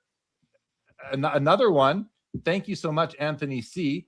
And then there was one more comment here that I thought was great. Where did it go? Oh, Keggers here says, seeing Bob Boozle in the chat live is the real treat. So Sports Cards Live owes Bob Boozle a debt of gratitude for being so active here and coming on, because it's not just me and our guests and the regulars here that are bringing people from the podcast. It's literally the commenters, and specifically Bob Boozle. That is just awesome. And Bob Boozle is a mystery. Nobody really knows who this guy is, Kyle, but he's in a lot of chats, does a lot of commenting. He just started a nice Instagram account with some funny posts. So Bob Boozle, thank you very much. And Anthony C, welcome to the live for the first time. Great to have you here. Okay, let's do this. I'm gonna put this one on the screen, Kyle. This is one of your posts. This is from why isn't it blowing up for me? Okay, it's for some, hold on a second. Let's take it off. Let's do that now. It doesn't want to get bigger, so I'm going to just do that again. 1 second here. Is that going to work now? Okay, I'm going to read it out loud. It says, this is Kyle on February 10th. If you don't like the way someone does business, don't give your business to them. If you don't like the way someone does breaks, don't do breaks with them.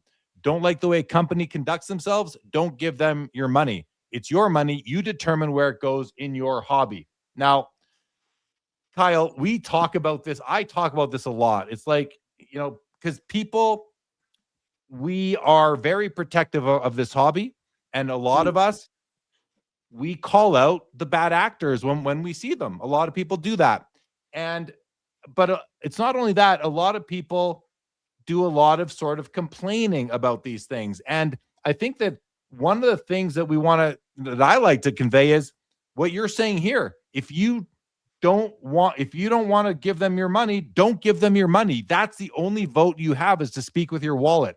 For sure. What was it that prompted this post from you on February the 10th? What actually caused you to make this post, and talk about it?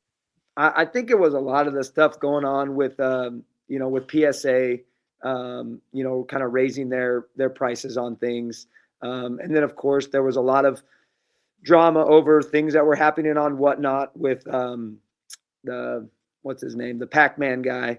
And just, I just feel like people need to understand there's power in what they put their money to.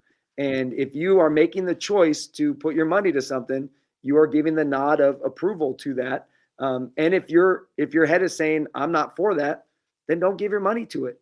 We act as if we have to, I don't like to use the sheep, idea, but it's like that we have to go with PSA, or we have to go with what Topps is doing, or we have to go with the biggest breaker. It's like, actually you don't. Like, you don't have to do any of those things.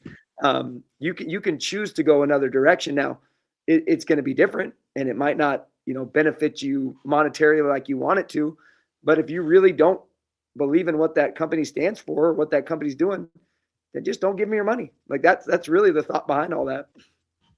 Yeah, I mean, it's really as simple as that. We talk about that. We talk about that quite a bit here. And here's a follow-up that you made. Never graded a card and never will. PSA price increases neither here nor there for me. Collect how you want. If this impacts you, it's okay to share those thoughts and feelings that you have towards it. That's what the hobby space is for. Well, you still got the other tweet up there. Oh, really? What's going on here? Okay, hold on a second. I am going to stop that, and I'm going to reshare what I want to share here. So thank you for letting me know. Oh, here it is. Okay. There we go. Never graded a card, never will. PSA price increases neither here nor there for me. Collect how you want. If this impacts you, it's okay to share those thoughts and feelings that you have towards it. That's what the hobby space is for. And I think you're right. I mean, you can say what you want, right? Freedom of speech, you can, but I want to focus in on never graded a card and never will. And for me, Kyle, I rarely grade cards myself, but I buy them all the time because, especially when it comes to PSA, that's the only way to get the insurance is to buy them on the secondary market, right? So that just seems like a better option for me. But what about you? Why have you never graded a card, and why will you never grade a card? Oh man, I may trigger the chat a little bit on this one. No, I don't think you will. I prefer the look of cards in a one touch over a graded case. You just made a lot of friends here. You just made a lot of friends here. In all honesty, I just think cards, I don't like the bulkiness of a case. I don't like the way PSA cases look. Like if I had to pick a slab, I would pick an SGC slab. I think that they are the cleanest looking slabs out there. So like, yeah, I will snag a couple cards and slabs, but I don't buy PSA 10s. Like I like PSA 6s and PSA 7s, like that Bart Star. That is right up my alley right there. But I just think the cleanness of a card. I'm an OG collector. Somebody said, what's my hobby spectrum score? Like I'm all nostalgia. Like, I'm sitting here looking for that comment. I'm actually I think that was Greg that said, I can't find the comment right now, but I was looking for it because I was going to tee it up for later. Can't find. Oh yeah. So, I mean, I'm all about the nostalgia. Like I don't collect I don't have my cards in my collection that I'm like, oh, later down the road, these are going to be worth big dollars. I collect them because they meant something to me when I was a kid. And they mean even more to me now having them in my collection. And I think the eye appeal is better when a card is not in a slab. Absolutely. And so here you are. Here's Kyle on the hobby spectrum right here. Kyle K-Dub Wolber, nostalgic. He's a nostalgic, and he scored a 23 on a 23 placement on the spectrum. By the way, we're up to 665 people who have opted into the directory and 926 assessments completed, and a big release coming soon with an awesome new feature. Should be out this week coming up. So, and I may as well just take a moment and also shout out the book. There it is on Amazon. Pops and Comps is available on Amazon, guys. I do have my copy right here. And I've read it. It's an awesome book, guys. 400 pages of absolute brilliance here. So check it out if you haven't. And if you can buy it on Amazon. If you would like to get it like a signed copy directly from me, just reach out and we can arrange for that as well. Okay, now I'm just going to have to stop that screen share and go back to the other one because you know on StreamYard you can't yet have two screen shares going at a time, which is somewhat challenging, but that's okay. So that was this one we just talked about. I'm going to move to the next one. I'm not sure what it is. This one here, Kyle. He says content in quote folks on this app who post but never engage are content posters, not content creators. This is an insight I've never had myself before, Kyle. I think a lot of people will appreciate this one. So he's saying, if you just simply post but never engage, you're not a content creator, you're a content poster. He says creators are willing to interact and engage with their audience, willing to have conversations, willing to take feedback and criticism, willing to dialogue with folks over topics. I'm going to ask you, what inspired this one? So I heard a conversation between Sports Card Investor and Cards Max over on Twitter. And they were having this hobby debate on YouTube. And one of the comments that was made was like, well, I only like to engage on this site. And when I looked at, that site, well, it was all yes men. Like it was all people who were in support of what they were doing and what they wanted to hear. Whereas the other space, they were a little bit more critical. And to me, it's like, if you want to get better at something, like for me as an educator, if I want to get better at teaching, like I need people to come into my room, see what I'm doing, have conversations with me, and provide feedback for that. Some of that good, some of that bad. And so I feel like in the content creation space, if you want to get better at it, well, you got to receive feedback on what you're doing to improve on the content that you're making. If all you're doing is just posting content out there and letting it sit and letting people like, no engagement. Well, really, you're just standing behind the glass in the mall. Like, no, you're just a model in the behind the glass in a store in the mall. Like, there's no one that's going up to that person going, hey, how does that fit? How does that, feel like, I don't know why I just went to like wardrobe, but to me, when it comes to like creating, like, you need to be willing to engage and interact on the stuff you're creating to get better at what you're creating. If not, you're just going to create the same stuff over and over again. Awesome. Yeah, Look at this comment. Chris from Missouri says, I love this guy, wise beyond his years. I told you no one was going to take that the wrong way. You are making friends here, buddy. Sorry, what were you trying to say there that I was talking over like, there? I had a friend once. He was over on Twitter. He was with Buck City Breaks. His name was Adam, and he just said, "There's always a spot for people who are innovative, because when you're innovative, people like your company can't get rid of you." And so to me, it's like innovation, like creation is innovation. Like innovation comes with that willingness to put something out there, receive feedback, and then improve it, make it better, improve it, make it better, improve it, make it better. And so I just think part of the staleness when it comes to content in the hobby right now is we're lacking in innovation, because majority of people are just copying what everybody else is doing, because that's what's getting clicks. And to me, like, to move this thing forward, we need some innovators. We need some creators who are going to come up, maybe there'll be some younger content creators who come up with new ideas and new things that are going to, drive that content creation for the hobby to the next level. Yeah. I love when you said like innovate and improve and taking feedback. And I experienced that myself over these last few months with the release of the Hobby Spectrum, because every time I sent out an early access code, in that email it said, like, I want your feedback. I want to hear what you think. Did it resonate with you? Were any of the questions not accommodating to you, or was there not a response there that might have worked for you? And after compiling all that feedback, went back and we edited or revised 8 of the 50 questions to make them better, because I want, whatever, if I'm working on something, I believe in continuous improvement. And I'm not saying I do it all the time. That happens in every aspect of my life, but with that project specifically, it's something that I'm highly focused on. And then if you publish a book, you can't improve it. What's done is done. But it's funny. I think I was telling someone the other day, I have a note on my phone that is literally titled "Topics Missed in Pops and Comps," like things that I just didn't think of putting in. But there comes a point where you just have to put a pin in it and let it go. So I appreciate that comment that you made. It really resonated with me as I just shared. Okay, let's go to another. Actually, before we do that, I'm going to do comments here first. Bob Boozle says, my wife turned off the computer as soon as Jeremy started talking about me. Tomcat says, amen, Kyle. The content creators rarely engage with other collectors. This is why Jeremy's one of the best. Thank you. Tomcat Sports Cards, Matthew, my good buddy. He prioritizes connections at shows and on social media. I try. And Dan's Vintage says, a lot of baseball Twitter is tell us your favorite Cardinal. Which player trade broke your heart? Engagement triggers with no substance. I see that a lot, Kyle. I go on, it's weird. Like, now that Dan calls it out and you've said it, we've talked about it a bit. When I go on Twitter, I see so many posts, and they're from people I know a lot of times, and it's simple engagement farming versus, and not engagement farming. It's more it's maybe it isn't. It's shallow engagement farming. Yeah, forcing it. I made a post the other day that did pretty well, actually, and it was like, I said, engagement farmers on Twitter be like, post your favorite basketball player whose first name's Michael. Like, it's like they're basically giving you the answer within the post so they can get that engagement.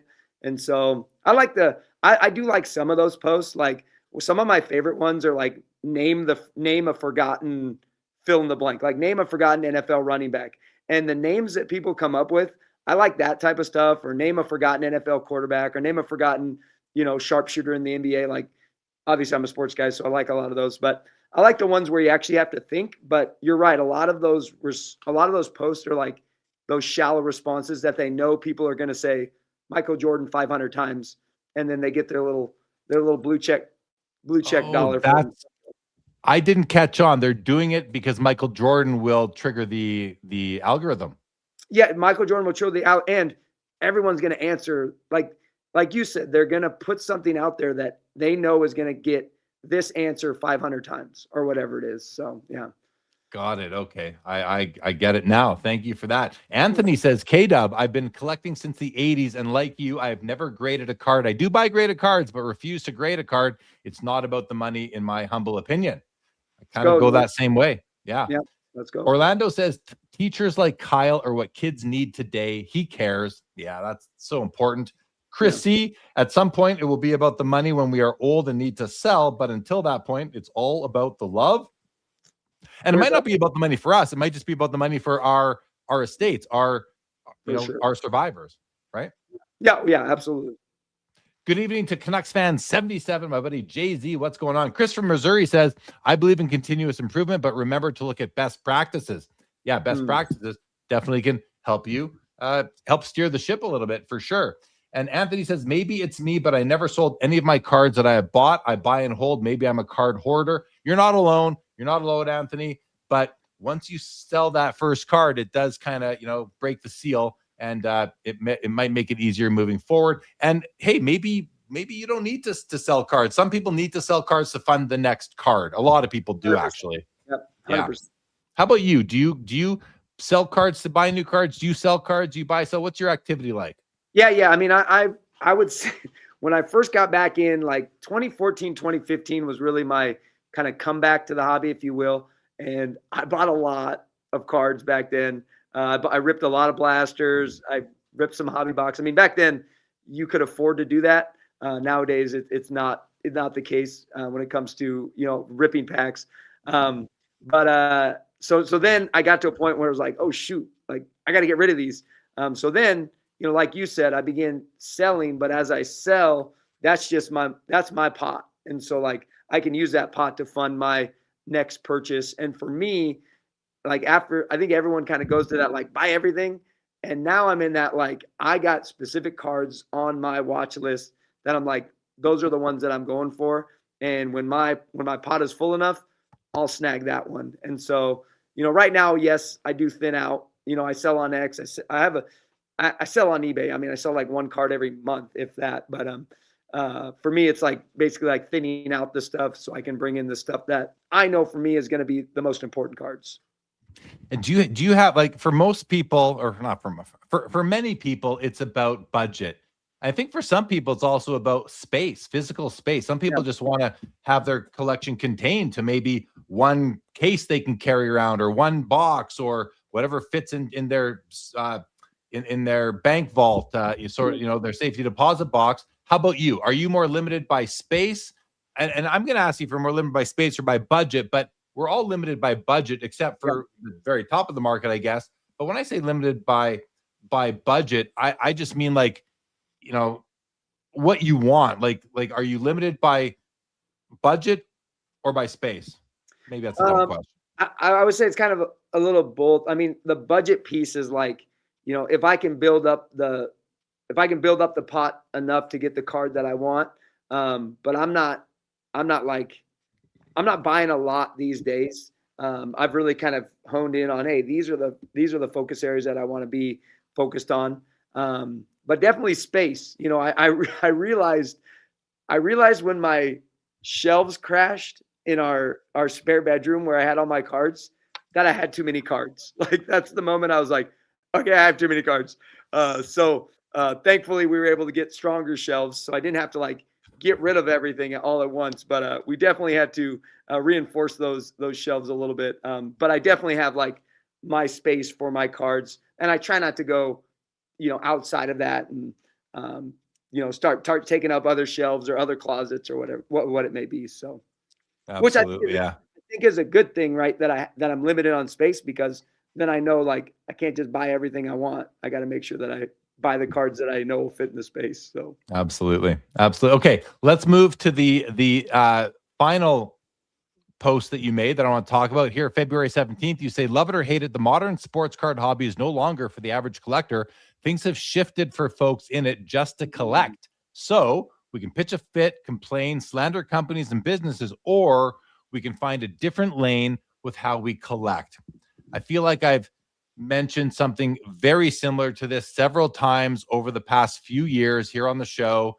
And I'm going to just ask you again, what triggered this one for you? And if you can just expand on a little bit. I think this one came in the aftermath of the Logan Paul, Ken Goldin Pokemon card being sold, and Ken Goldin coming out and basically saying, like, if you don't have the money, you shouldn't be on my site.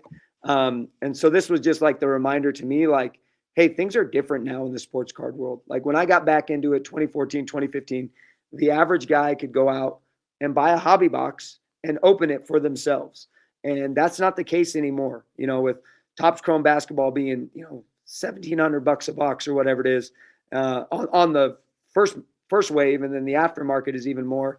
Like there's just not that space for guys like me and probably many of the guys in the chat and gals in the chat to go out and drop $2,000 to buy a box they're going to rip. And, in the end, probably not get near their investment in the box, if you will. Whereas, 10 years ago, it was like, hey, if I rip a $50 box and I get $30 worth of cards, okay, I had fun ripping packs and I'm only out $20. Now it's like, well, if I get $30 worth of cards on a $2,000 box, I'm out a whole lot of money. And so for me, it was like, I can be mad at that. And what's it going to solve? These companies get yelled at all day on the X platform and they don't listen. So that's not going to change. They're not going to change how they're doing things. If they're still making money, they're going to still price it the way they're going to price it. So for me, like, how can we find a different place in this hobby? And for me, it's been getting back to my roots, my 90s sports cards, revisiting the sets that I loved as a kid and building those sets, finding those cards that I wanted as a kid, and trying to find ways to get those in my collection, and not necessarily messing with the modern stuff and staying out of the modern market, and just kind of rediscovering why I started this hobby when I was a kid and finding and making that my lane.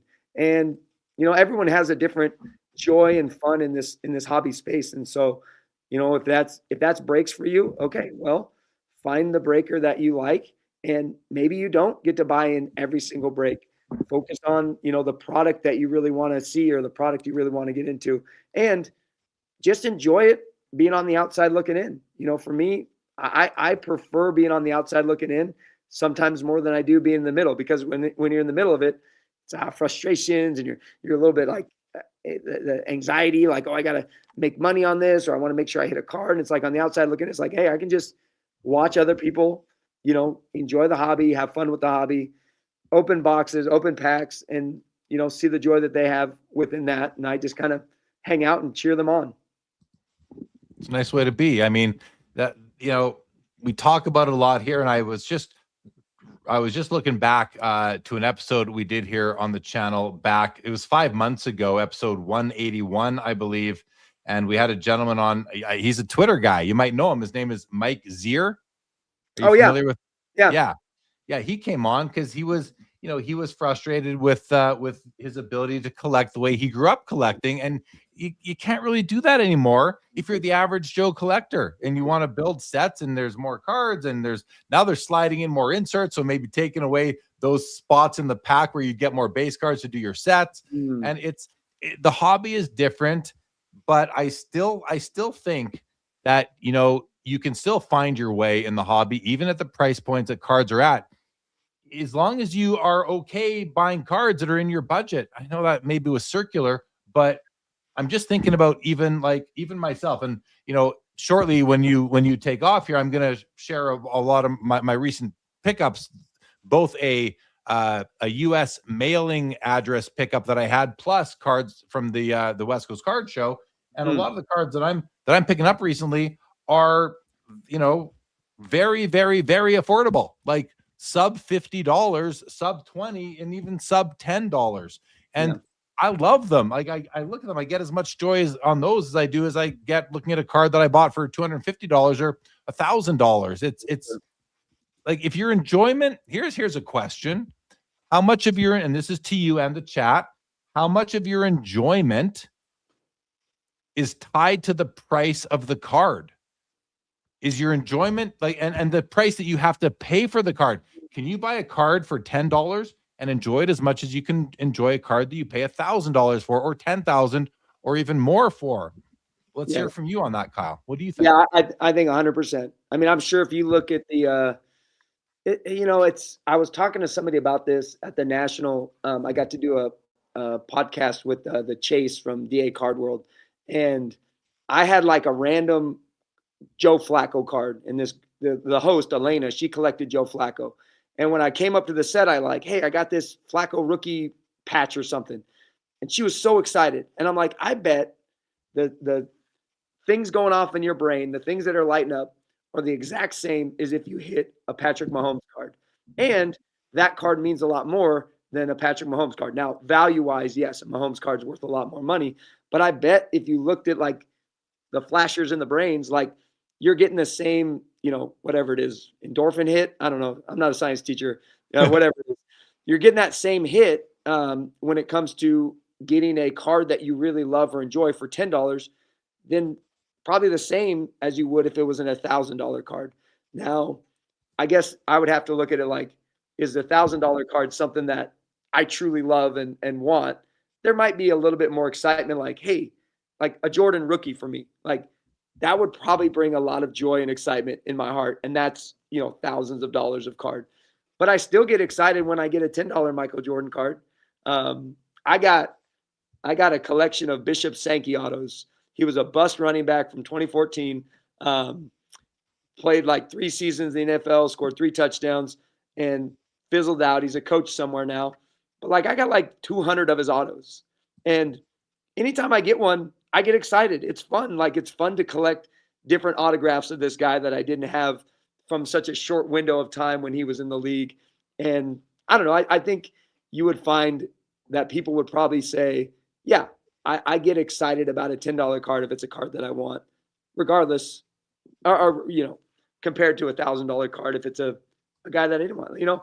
I at one point in time, I hit a Josh Allen RPA out of a break.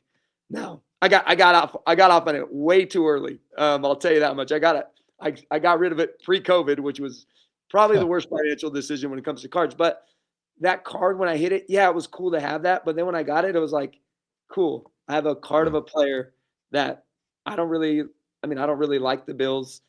Bills are cool, I guess. But I traded it for a couple Vikings autographs. Now looking back on it, probably not the best trade. But I still have those Vikings autographs. And I could tell you, like, if I had that Josh Allen RPA, it would be sitting in a box.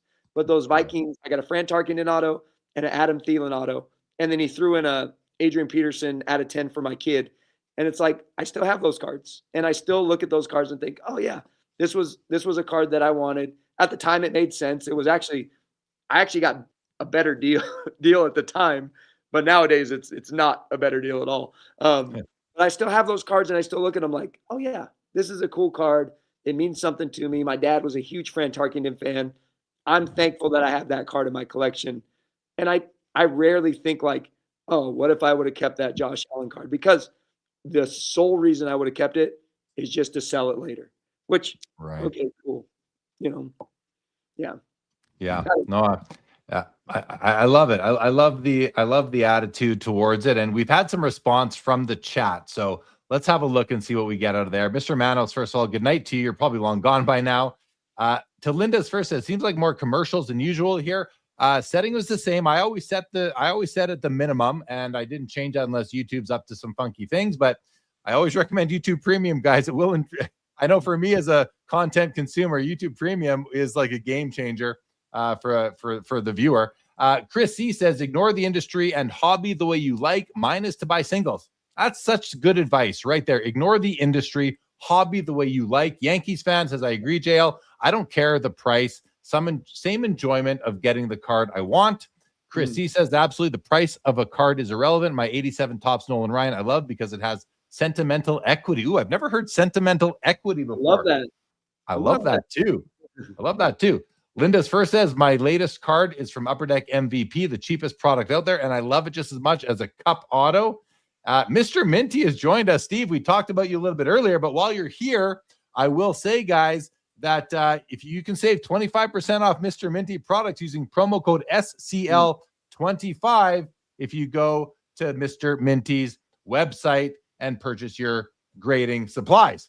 And Sundin says, I made a list of my 20 favorite cards and put the prices on a graph. More expensive cards tended to be higher on the list. I think that's fair. I mean, yeah, I don't doubt it, and I appreciate the openness about that from Sundin 564. Anthony says, when I go to card shows, I love the vintage value boxes. I don't have the money to buy the cards of my dreams.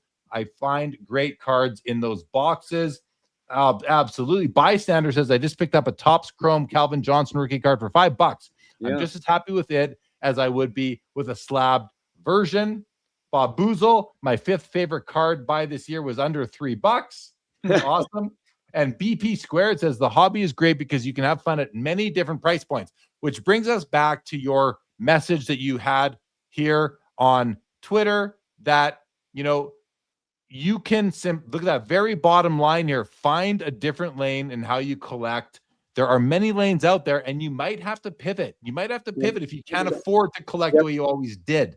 And that's happening to a lot of people. And that's just the way life goes, guys. A lot of things get more expensive.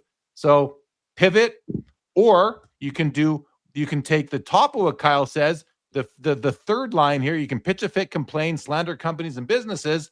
But what good is that really going to do you? It's just going to cause you more inner anger. It's not good for your stress. It's not good for your heart. It's not good for your longevity. Honestly, take care of yourselves. Don't let the hobby stress you out. Yeah. Jeremy, let me ask you a question. What's your favorite card in your collection? Oh man, I hate this question, Kyle. I don't have one. I don't have a favorite card. It's like I won't say I love them all equally, but people will say, "Come on, Jeremy, it's your Joe Jackson Cracker Jack." I mean, I love the card, but I don't know that it's my favorite card. It's awesome, sure, but how much of that it being awesome is because of how much it's worth? It's also got awesomeness because it's Cracker Jack. It's one of my oldest cards. It's Joe Jackson. It's beautiful.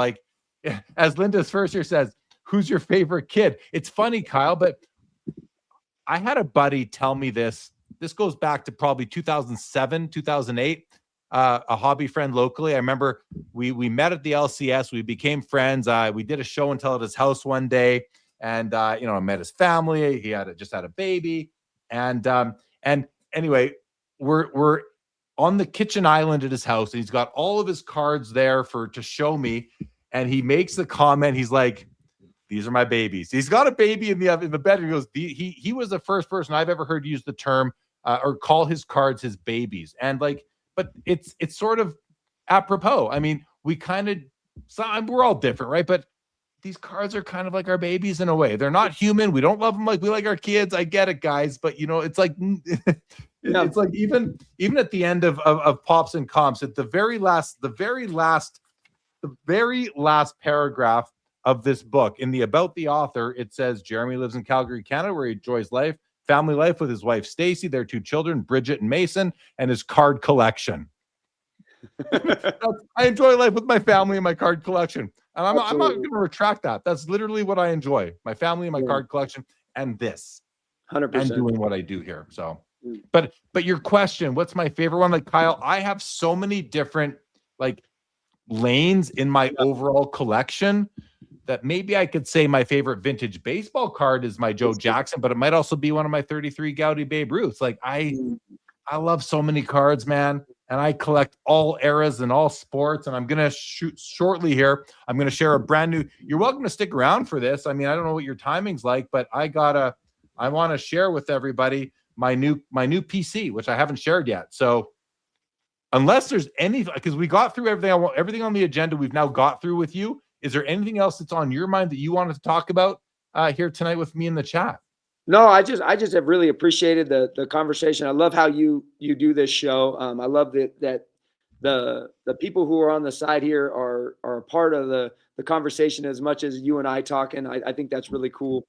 For me, I'm kind of learning this StreamYard space a little bit with the Purple Dopes with Hopes. And so this has been really good for me to kind of see how you do things, engaging with your audience, because I haven't got into the live stream stuff. And so I really think it's a fun way to go about the live stream and the conversations. And the people on the side are just as much a part of it as you and I. And I'll go back to what Bob said. It was Bob that made the ocean comment, right? That was Bobby. Yeah, Bobby Burrell. Yeah. I think that is a great way to look at the hobby. Like, the hobby is an ocean, right? The hobby is not a lake. The hobby is not a pond. Like, there are so many different spaces. Some of these spaces are even unknown to you and I, of what people are doing and how people are doing it. And so just people continue to find your space in that ocean. There's space for all of us. There's space for YouTube. There's space for Twitter. There's space for Instagram. In this huge hobby ocean, there's space for people who are sitting at National with a yellow legal pad, crossing off the cards they're picking up in their sets. So just know, like, don't get discouraged. Like, continue to find what you love and appreciate in this hobby, and hang out there and find that community, find those people who are like-minded. Not saying to surround yourself with only people who think like you, because it's super fun to like interact with different people. Like with the high five, I had various people on there from very different walks of life, very different ways of collecting. And that's the beauty of this hobby. We can sit down at the same table and we can have a conversation about something related to sports cards, even if the way we do it is completely different. So, yeah. Absolutely. Oh, well said, man. So well said. I love it. Bob Boozle says lots of motion in this hobby ocean. He's a poet. Just like Bobby Burrell. All the Bobs are poets here in the chat. David Chase says, we love our kids more than our cards, but I love my cards more than most of my friends and both of my cats. I can't wait to have David Chase on the show. That is coming soon. Anthony says, just subscribed and hit the like button. Always wanted to say that. Thanks, Anthony. It's great to have you here in the live stream. Okay. Laura says, Crackerjack Joe will always be one of your top favorites because he was shared with us. That's a great point. I did win that card during a Fanatics premiere auction show that I was doing. And so that was a lot of, you're right, Laura, the story, right? The experience. The card has more than just the cardboard. It's the story, the experience as well. So I'm going to maybe give that one the nod. But one of my Babe Ruth 33 Gaudies, it's one of the nicest PSA ones on the planet that I've ever seen. And so I love that one as well. But I love so many of them. The ocean metaphor. So we talked at the beginning of the show about the last 10 podcasts that I dropped on the podcast on Spotify and YouTube and Apple, and the 10th one that I recorded late Thursday night after a 5.5 hour Fanatics Collect Premier Auction live stream was a metaphoric an episode, Kyle and everybody, where I said basically that the hobby is like a vehicle. It's like an automobile. And I went through parts of the automobile and made the comparisons to the parts of the hobby.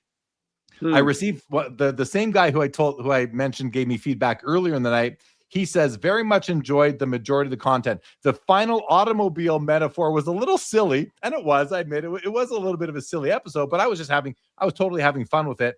And I am going to do a follow-up to that at some point, because I've had some feedback where people are like, yeah, you didn't talk about this part of the car, and this is what it would be. So I'm going to improve on that one and come back with a bit more there. I just wanted to mention that really quick. Mr. Wilhelm says, underrated part of the hobby is all the dad jokes. Absolutely. Chris from Missouri says, my wife says I love my cards more than her. I said to her, I love her more than Pokemon. That's awesome. I'm sure she appreciates that, Chris. Yeah. Okay. Well, why don't I share with you my new collection that I added at the West Coast. Are you able to stick around, Kyle, or do you need to go? I do. I probably need to bail in like 5 minutes just because I got 3 kids and a newborn. Well, not a newborn. Well, she's 4 months old at home. So I should probably get home to tag team the kids with my wife. But I can see a couple of them, man. I'd love to see them. All right. Okay. Well, then what? Okay. So, guys, as I shared the other day on the Fanatic show on Thursday, this is my new PC. These are cards that I've never owned before. I've owned similar cards in other sports, but this is different. And before I show any of them, I got to tell you, like, I did not go to the West Coast Card Show expecting to buy these cards. What happened was I was walking the tables, I was walking the rows, trying to make sure I could see everything I could. And this one booth, it just made me stop in my tracks. And the vendor was awesome. This was the only type of card that he had at his booth. And he considers himself like the expert in these types of cards, which meant that if I'm talking to the expert, I'm going to ask questions. That's why I was at his booth it was at least 90 minutes, maybe 120 minutes I spent at his booth. And I'm be friends, exactly. Jim Scholl says, I hope it's 71s. It was not Merlin. I saw Merlin. It was not Merlin's booth.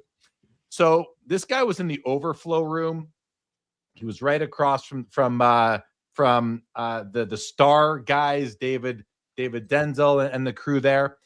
But in any event, I stopped in my tracks and I was just kind of admiring these cards. And I was like, man, can I just buy one? And there was one. The last one I will show you was the featured card. But I was like, man, I want a lot of these cards. And the nice thing was that while they were not dirt cheap, the money I spent for this whole stack, like when I show you what the equivalent of what if I could have bought one Cooper Flag card for the same price sort of thing, like one Ellie De La Cruz card. Instead, I get all this, and I'll. So let's get into it. I know. I'm. So there are some guesses. So we have to do that. 60s hockey. Nope. I have lots of that. Well, not lots. I have some 60s hockey. It's not 1800s baseball, but you might be getting a little bit closer. And no, Steve, it is not K-pop Demon Hunter cards, although my kids would like that. So I'm thinking it's got to be something like a random like not Cracker Jack, but that sort of thing where it's like a cereal box insert or something like that. It's not oddball kind of stuff either. Okay, no, this is it's mainstream cards. It comes from mainstream brands and mainstream companies. And I'll tell you this, it's modern. It's not vintage. It's modern, but it's sort of vintage too. That might be the hint that you all need. So I'm just going to start with, I kind of want to, I don't know the first one I should show you guys. I don't know, but no, it's not Old Judge. Is it Garbage Pail? What's that? Is it Garbage Pail? No, it's sports. It's sports. Oh, okay, I'm just going to show you. I'm going to show you the very first card, guys. Here it comes. And this, before I show it to you, now I have to pull up I don't even know what year these are. I barely know the companies. This is from 2001 Fleer. Oh. Jackie Robinson, game used jersey, Dodger Blues. Game used jersey. Okay. Oh. Card number 2. This is from Donruss Playoff. I'm not sure the year. What's that called? Throwback Threads, Roberto Clemente. Wow. Game used jersey with the back of the card showing a picture of the jersey it actually came from, which I thought was super cool. The Jackie doesn't have that. The Clemente does. I've never owned game used material of Jackie Robinson or Roberto Clemente. I've got cards of these guys. I actually don't have a Clemente rookie anymore, but I got a Jackie. Now I have a piece of uniform that I can pair with the vintage card itself. Next up, this is from Playoff Prime Cuts 2004. And this one is Lou Gehrig. Oh, wow. Game used jersey. Was this guy just all game used memorabilia? He had some guys from like the Modern 80s. Maybe a couple guys that had part of their career in the 90s, but it was all like licensed game used material. That's cool. All he had. He might have had a couple like Leaf cards too, unlicensed, but there's a Lou Gehrig. I picked up my Lou Gehrig 33 Gaudy rookie back at the National. Now I have a piece of game used material I'm like, guys, this is amazing. Like, okay. And I have a whole other theory on this, but like Lou freaking Gehrig, a piece of his game used jersey. It's not like this is groundbreaking or anything, but for me, I've got the vintage cards. This brings it all together for me now. And that's why I say this is like a new collection. I'm not done. Like I'm going to add more cards to this collection. All right, next up. This one's pretty cool. This one I cracked out of a slab earlier today. This was a BGS 8.5, but I cracked it out and then I kind of just, had some fun with the thing. But this is from Upper Deck SP Legendary. What does that say? Where's my loop? Where'd my loop go? Where did I put it? Darn it. Anyway, SP Legendary Cuts. SP Legendary Cuts. I'm not sure of the year, but this is a bat card of Joe Jackson. Those are cool. Now, I don't know for sure, but I was told that this is his only licensed relic card. Now, that might not be true. Someone has since told me that that is not true. I don't know, but he has no like fabric cards, no pants or jersey cards, is my understanding. But he has the back card, and Upper Deck got a slap on the wrist for this card because he was banned from baseball at the time, and they weren't allowed to make cards of him, but they did. And this card has that story. I picked up my Joe Jackson card a year ago. Now I have maybe his one and only game used back card. I'm just not sure.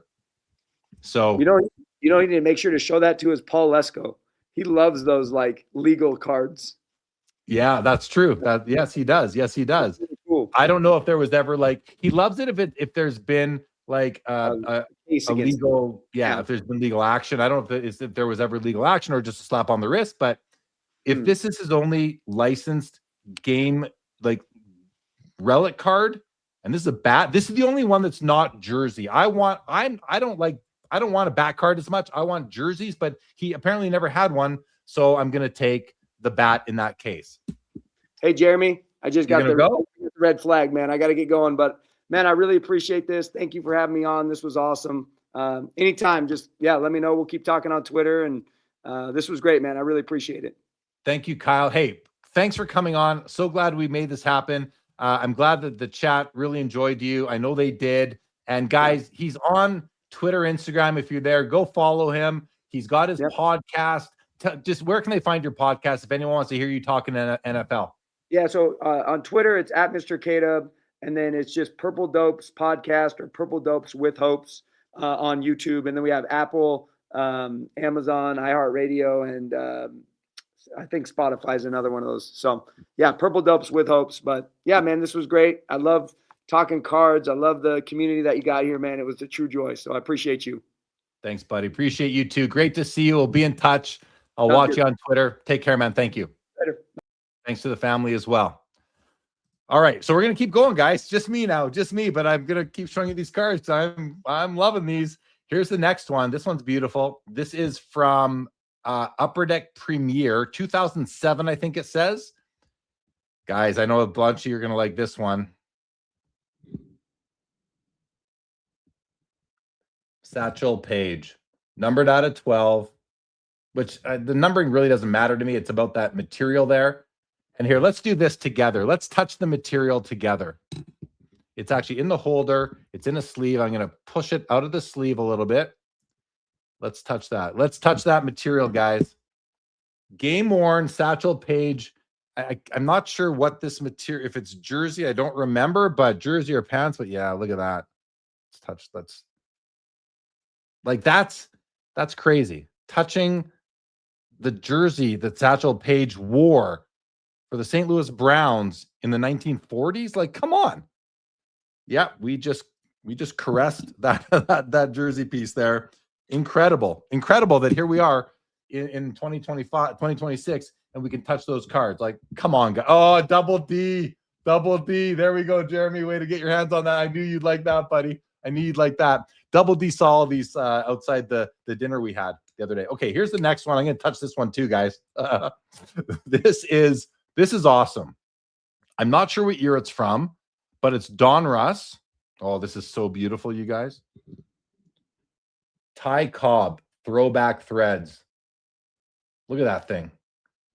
Like, that we can own pieces of this. And this is pants, guys. How do I know that? Because the back of it shows the pants that the material comes from. How incredible is that? Only 100 copies of this particular card were made. Incredible. Let's feel those. Let's feel Ty Cobb's pants. So weird, isn't it? But yeah, look at that. Look at that. Oh yeah, like that's incredible. Like when we hold our cards from any era back in the day, you know, they weren't. I love them too, and I don't want to take anything away from the vintage that we all love, that many of us love to collect. But this is a whole different thing, right? Like, look at that. Incredible. Ty Cobb game used pants. And we can actually like touch them. All right. There are still 5 more cards left to go. I'm going to take a little break here. I'm going to show you 2 of the more modern ones. So in this whole lot that I bought from the vendor, these 2 cards were like, since I'm already building a stack, let's get these 2 cards in there too, because I love both of these players, and they were relatively inexpensive. So I'll just put them both, and these are both. I'll do one at a time. Also, this is from Upper Deck Exquisite, which is either 06 or 07, I believe. I'm not sure, but this is Cal Ripken Jr. Beautiful card. I just think it's beautiful. Trying to find a way to simple patches, but still game used Cal Ripken Jr. patches in the patch 4 patch windows that spell out BALT. I'm saying that for the podcasters mostly, but you can see that right there. Numbered out of 15. Yeah, 15. So that's a Cal Ripken Jr. Check this one out. These patches are incredible. This card's numbered out of, I think it says 10. It's from Upper Deck Premier. And this is from, there's my, let me just see what year this is from. 2008, Tony Gwynn. Look at that. Look at those 2 patches. Incredible. Come on. Like, 3 more cards. The third last card. This one's incredible too. This is from Donruss. Not sure of the year, but if I can read the fine print. Oh, I just showed it to you, I think. Fine print says 2003. This is Yogi Berra. But the thing about this card is that this is, and it says it right at the top there, rookie year materials. This is a piece of rookie year Yogi Berra jersey with a picture of the jersey on the back. Come on. They don't make them like this anymore. They just don't make them like this anymore. And there's some words here too that say, it says, let's touch this one, guys. Let's touch Yogi Berra's rookie jersey, which, I mean, what a privilege to be able to do. There we go. Dylan, how do you like that? How do you like them apples, Dylan? Look at that. Oh my God. Filippelli, I'm not watching the call. Filippelli says it's like making love almost. It really is. Look at that. It's incredible. It's incredible that we can do this. So you can see why I'm so excited, guys, because I've got a Yogi Berra rookie card. I don't have a Tony Gwynn rookie card. I don't have a Cal Ripken Jr. rookie card, but I've got a cool Cal Ripken Jr. card. I don't have a Cobb yet, but I need to get a Cobb. I have a Satchel Paige 49 Bowman. I've told you about the others. 2 more cards left. I'm going to show you the second last card. Now this card, so again, 2 hours I'm spending at this guy's booth or so. And we get the deal done. Like we're there. At the very end, I say, like, it's now the ball's back in he gives me his price for the whole stack. I say to him, I use this technique. I had my eye on one more card. It was a low priced card. I say, if you throw in that one over there, we got a deal. And he goes, a deal? I go, we got a deal. He puts out his hand, I shake it, and we make the deal. So this was the throw-in. I think it's incredible. It's numbered out of 20. It's from Upper Deck Premier. It's from the year 2008. I'm just going to show you. Mike Schmidt, Don Mattingly, Robin Yount, and Reggie Jackson. Game-worn material. Multicolors on all patches except the Reggie is all red. Not sure where that's from. Maybe some of you can tell me because he's pictured as a Yankee, but I love the Yount piece. Love the Schmidt piece. The Mattingly piece is fine. Even the red and the Jackson kind of, that red is just a beautiful addition to the card overall. So this was a throw-in that just, I said, we'll shake hands on the deal. And now that, Joe was telling us that Baseball Card Exchange went to this guy's booth and bought everything. So I'm glad. I mean, they would have had all these, but I got them, and I still haven't shown you the key piece in the whole thing. Any guesses on what that might be? Too many comments coming. I'm just going to show you. This is the key card in the whole deal. The one that before I show it to you, I will tell you that I had a similar card to this back in the 2010s, and I actually, regrettably, I sold it pre-COVID.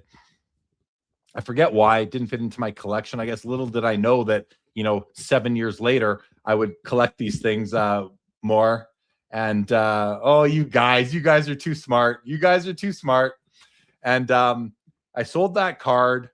It was from the same set. The one I had was from this set, was from the Upper Deck Premier Collection. But this one was in his table, and I always wanted to. I regret, people always say, "Do you regret when you move cards?" This is a card that I wish I never sold. I really do. So it's a different card, but it's the same player, and it's got the same attributes, and it's awesome, and it's now mine. Upper Deck Exquisite Collection, Babe Ruth memorabilia, with 3 pieces of memorabilia in the NYY patch windows for New York Yankees, with pinstripe in all 3 pieces, which to me is the key, part of the key. You got a nice piece in the N, a nice piece in the Y, and in the second Y, there's some pinstripe tucked up there in the corner, as you can see. So it's not like it's going through the middle on really, well, it is through the N, but it's good enough for me, guys. And this was the key card in the whole stack. And like I said at the beginning, I'm not going to tell you what I paid for the stack of cards, but I will tell you, I'll tell you one thing. It was under $5,000. I'll tell you that. What I saw at this card show and what we see at all card show, what you could buy for $5,000, in my mind, 95% of the time doesn't hold a candle to what I added to my collection. In my opinion, this is just my opinion. For my collecting, this is awesome stuff.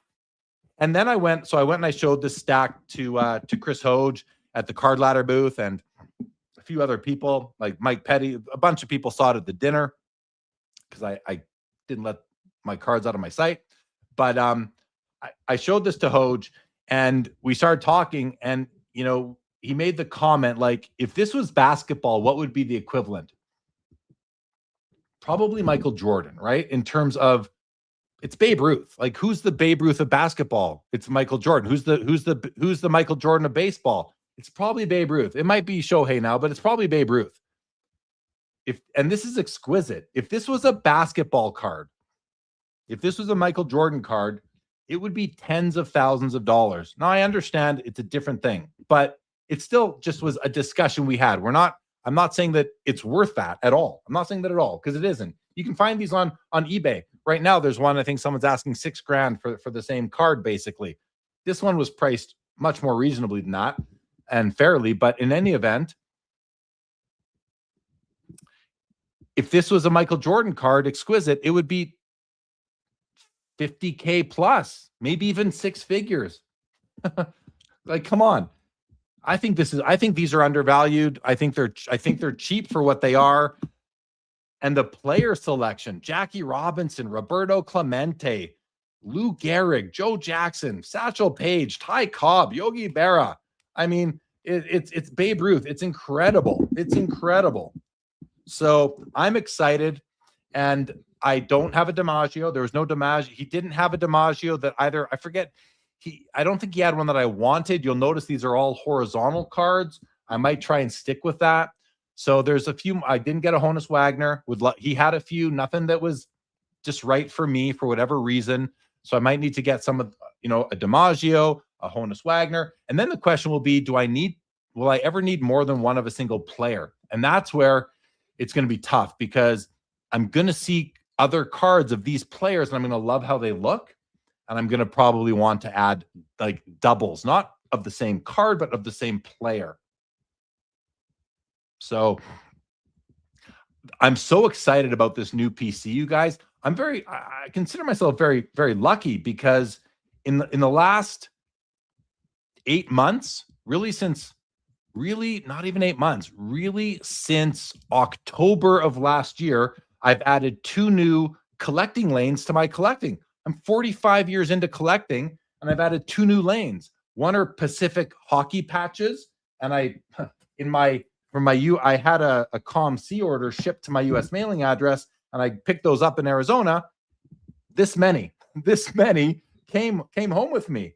and I'll show them to you if you want to see them. I'm happy to share those as well. So not only did I add this, I'm very passionate about these as well. I added those, and now I added this too. I love memorabilia cards, guys. I actually have a topic. I might actually save it for next week when we have Hoj and Josh Adams on, and we can talk about it at the end. But I'll tease it right now. That topic is why because I had to ask myself this. I collect patch cards. I collect autograph patch cards. And when I say patch, let's just be more general and say memorabilia. I collect memorabilia cards. But I love patches. I collect auto patches, but I don't collect autograph cards. And I'm not talking about vintage. I'm not talking about the stuff that Tony's picking up. I mean, those are extraordinary pieces, autographed Jackie Robinsons and that kind of thing. I'm not talking about vintage, like autographed in-person autos. That's a whole other. I can't get into that lane. Also, I mean, I just can't. I don't have the bandwidth or the financial wherewithal to get into that stuff. And I just prefer my vintage to be vintage and auto, just me. But I collect memorabilia cards. I collect autograph memorabilia cards, but I don't collect autograph cards. I don't find myself like coveting going after an autograph set, whatever it might be. They don't do it for me. I was going to say I don't know why, but then I really started thinking about it, and I think I do know why. I think I know why I prefer memorabilia cards to autograph cards. And it's not like you have to choose one or the other. You don't. You can collect them all if you want, and then you have the wherewithal to do it. You can do that, of course. But next week, I will share my theory after looking into myself and thinking of, trying to understand why it is. And I think I figured it out, but I'll share that. I'll save that for next week. Before I go to comments and then we'll probably maybe wrap this up, I'll show you guys I'll show you these cards here too. This is hockey for those of you who don't know, hope aren't into hockey. Maybe at least you will appreciate the era that these come from. These all come from the early 2000s, like 2000 to 2004, I believe it is. And I will share those with you. I also want to shout out Ari, my buddy Ari, who gifted me this card at the West Coast Card Show, 1975 Kareem Abdul-Jabbar. If you watch and listen, you know that this is a card it's high up on my want list in 2026. It's raw, as you can see. It's in very nice condition. I do want my copy of this card to be slabbed, so I am still on the lookout for what will eventually be a PSA graded copy of this card, likely a 7 or an 8 that, looks like a 9, because you can get those now. Simply because all my vintage basketball is slabbed, and I like that uniformity. So that's what I'm saying about. That's what I'm talking about. But big thank you to Ari, who gifted this to me at the show. He asked me, he's like, anything. It was so funny. He says to me, this was on Thursday. He says to me, anything you're looking for this week? And I go, not really, but okay, yeah, 75 tops Kareem. He said, I think I have one in my booth, or I have one in my booth. And he's like, I'm just going to give it to you if you want. I'm like, that's very kind of you. He goes, well, thank you for your content sort of thing. I'm like, that's awesome, Ari. You don't have to do that. I'm happy to pay you. He's like, no, I want you to have it. Thank you so much. So that was awesome of him. Thank you so much to Ari. I'll show you these here. Really, well, I'll whip through these. I don't know what years or brands they're from. I'd have to look under the microscope, so I'm not going to bother doing that. But they're all Pacific. I can actually see these two are from Crown Royal. Felix Potvin and Matt Sundin. That's out of, I think it says 144, and this one's out of like 104. Cool, cheap cards, guys. Like these are, nothing here is going to be over $30 that I'm about to show you. Some of the, maybe this one. This Brett Hull's out of 20, so that might have been 40, $50. I don't remember. And also from the same, these are all three from the same set. Joe Sakic and Owen Nolan. I mean, the thing about these cards that you're getting game use material of players that you don't get many cards of them anymore with material, like Owen Nolan, especially. Sakic and Brett Hull come out all the time, but this is early game use mem stuff. And again, it's just super affordable, super fun. I love the looks of these. These are private stock 2004, 5 of them. We got Martin St. Louis. He's now the head coach of the Montreal Canadiens. We've got Ziggy Palffy, one of my favorite guys to collect, with a cool LA Kings patch there. I don't even know what these are numbered to. Doesn't matter. Nikolai Habibulin was a goalie for my hometown Winnipeg Jets at the end of their tenure there. A beautiful Peter Forsberg. This one's numbered, I can't even read it, 70 something. Cool card. And Sergei Fedorov, like $20 on ComC. Sergei Fedorov, I mean, he's awesome. A couple of these are from Titanium. We've got a Scott Stevens and a Ryan Smith. The Smith is actually numbered out of 71. The Stevens out of 196, but cool patches on these. Like, I don't know. Love this stuff. Here's a couple from Private Stock, a different year. Another Felix Potvin and Nicholas Lidstrom. I also think most of these are quite beautiful. These are from Titanium. I'm not sure the year. I think it says, it's funny. I've noticed with these cards, what it says on the front, this says 02, but I think they're actually from 01. And we have Joe Sakic and Ed Belfour. Now, the backs have other players, but to me, it's about the fronts. Sakic and Belfour on those two. Almost done. I love this card. This is a McDonald's patch card. I don't know the year, but that's Saku Koivu, cancer survivor, came back to play hockey after cancer. These are all, and I love the 3-color patch. A whole bunch I saw were 1 color or 2 color, so I grabbed this one. This one was a bit more. I think this was like $80 on ComC. That might have been, so they're not all under 30, like I said. These I love this year. These are Pacific Atomic, Solani, and Matt Sundin. These are just fun. Just awesome cards. And then 4 left, guys. This is from Titanium Draft Day, I think it's called. We've got Vincent Damphousse, pictured with the San Jose Sharks. That looks like a Montreal Canadiens jersey. Scott Niedermayer, nice 3-color patch. And Chris Chelios. These ones are numbered on the back. Like this is out of 112. The Niedermayer is out of 102. And the Damphousse is out of 114 because they made a lot of sense back then. And the last one is this is from Private Stock something or other, numbered out of 142. It's Alexei Zhamnov. A lot of you probably haven't heard of him, but his first few seasons were with the Winnipeg Jets. And my family, we had season tickets back in those days to the Jets. So I got to see every game he played in his rookie year at home, just like Solani. And so picked up the Alexei Zhamnov with the Blackhawks. If it was the Jets, it would have been even better. And then finally, guys, that was that. I also brought home these cards that were also ComC pickups. These are cards that except for, sorry. There's 3 I got to shout out. First of all, this card here, 2021 Topps Chrome Platinum Anniversary Red Atomic Refractor, Pedro Martinez. You've heard me talk about Pedro here on the show, and I don't have any cards like this. It's my only Pedro card. This card comes to me from Greg, Midlife Cards. No, actually comes to me from Darren, Return to Collecting, via Greg at Midlife Cards. Greg muled some of Darren's cards to the show to sell to Burbank, but he let me buy this one first. Very happy to add in the style of 52 Topps baseball and a very shiny Pedro card with the Red Sox. I only want Pedro cards with the Red Sox, and I do want to add a couple more. This next card, this was a gift. This comes from our good buddy Steve at Mr. Minty, who gifted me this card because he heard me say somewhere that I want that card. I think it was on a Fanatics weekly show. We were looking at the 1987 Topps Tiffany Bo Jackson, and he's like, I just had one graded, and it's yours he said if you come to the Burbank show, I'm going to give it to you. I forgot. I get there. He even says, he goes, come by my booth. I saw him at breakfast. He says, come by my booth later. I got a gift for you. Or maybe he said that at the booth. Oh, he was talking to a customer at his booth. He said, hang on, Jay Lee. I got a present for you. I had no recollection what it was. And then when he pulled this out, oh man, that's awesome. So I love Topps Tiffany's, and I don't love 87 Topps, but I don't despise it like some people do. I actually really like it. So, and it's in a PSA 8 holder, which is basically like their old 10s. So I love it. Super cool. Thank you to Steve from Mr. Minty.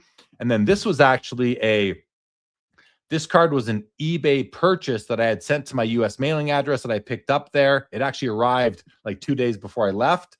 So I was lucky to get it.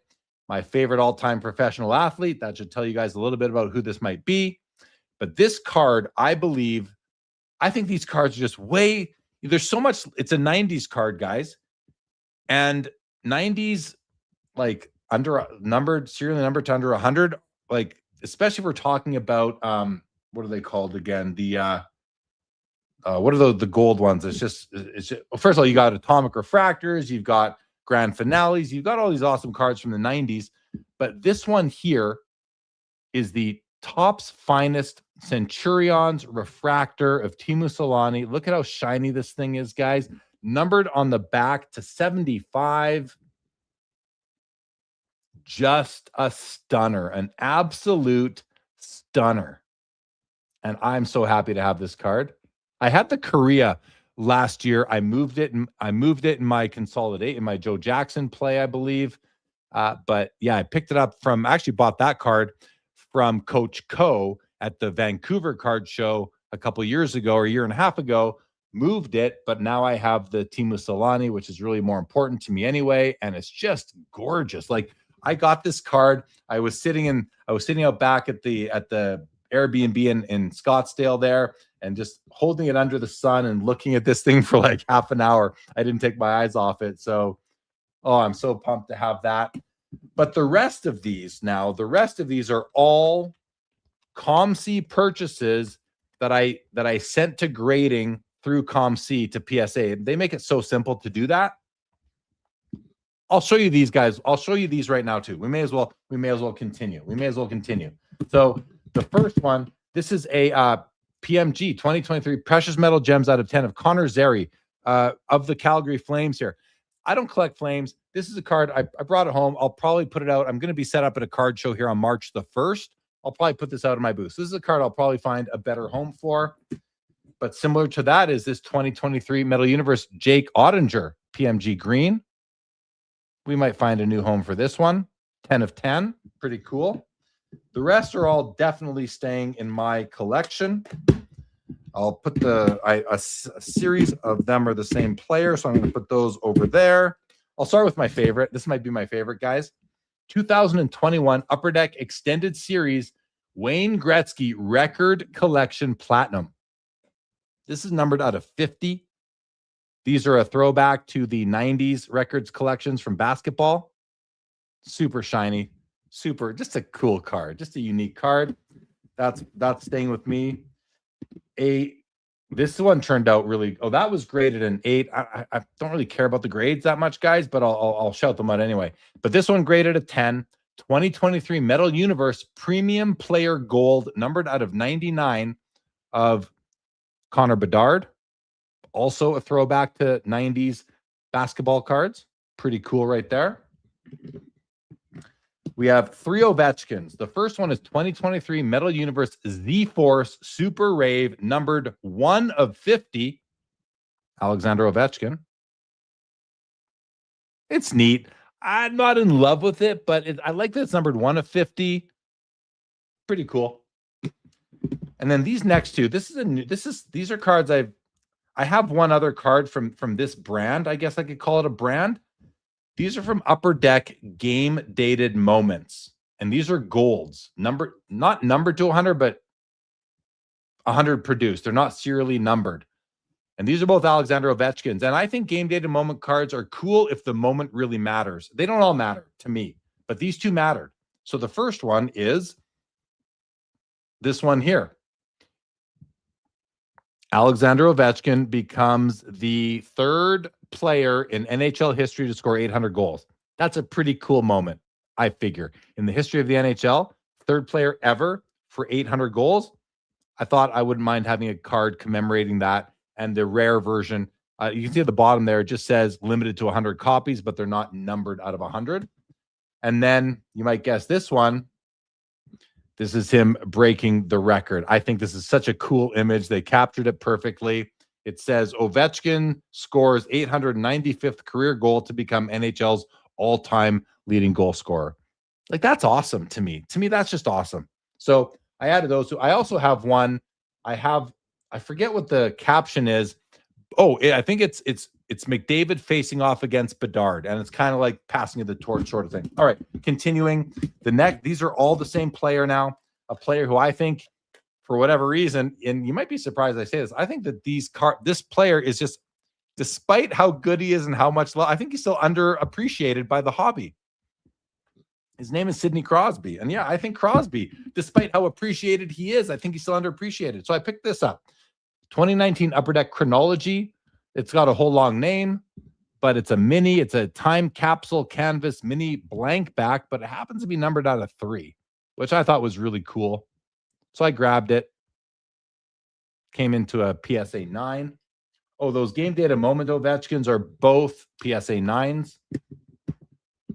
And then I grabbed this Sidney Crosby from 2023 EX2000 Star Date 3000 Gold Speckle.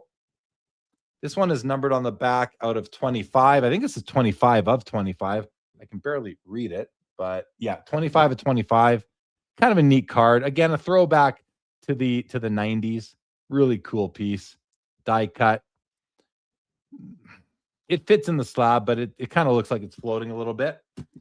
Only 3 more, guys. 2023 O-Pee-Chee Premier Diamond Rainbow. I love these cards.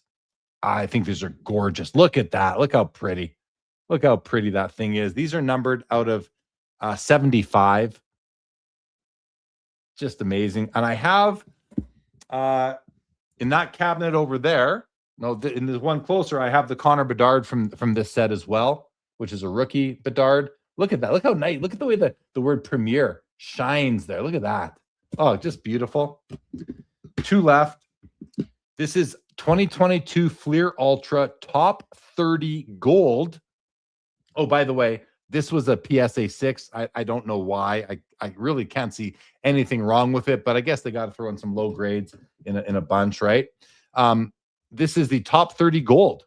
Don't love the looks of it, but it is numbered out of 30, number 20 of 30. Thought it was kind of cool still. And this, the card was cheap. So I grabbed it. Fleer Ultra. I mean, come on, Fleer Ultra. So cool. And the last card, probably my favorite of the Crosbys.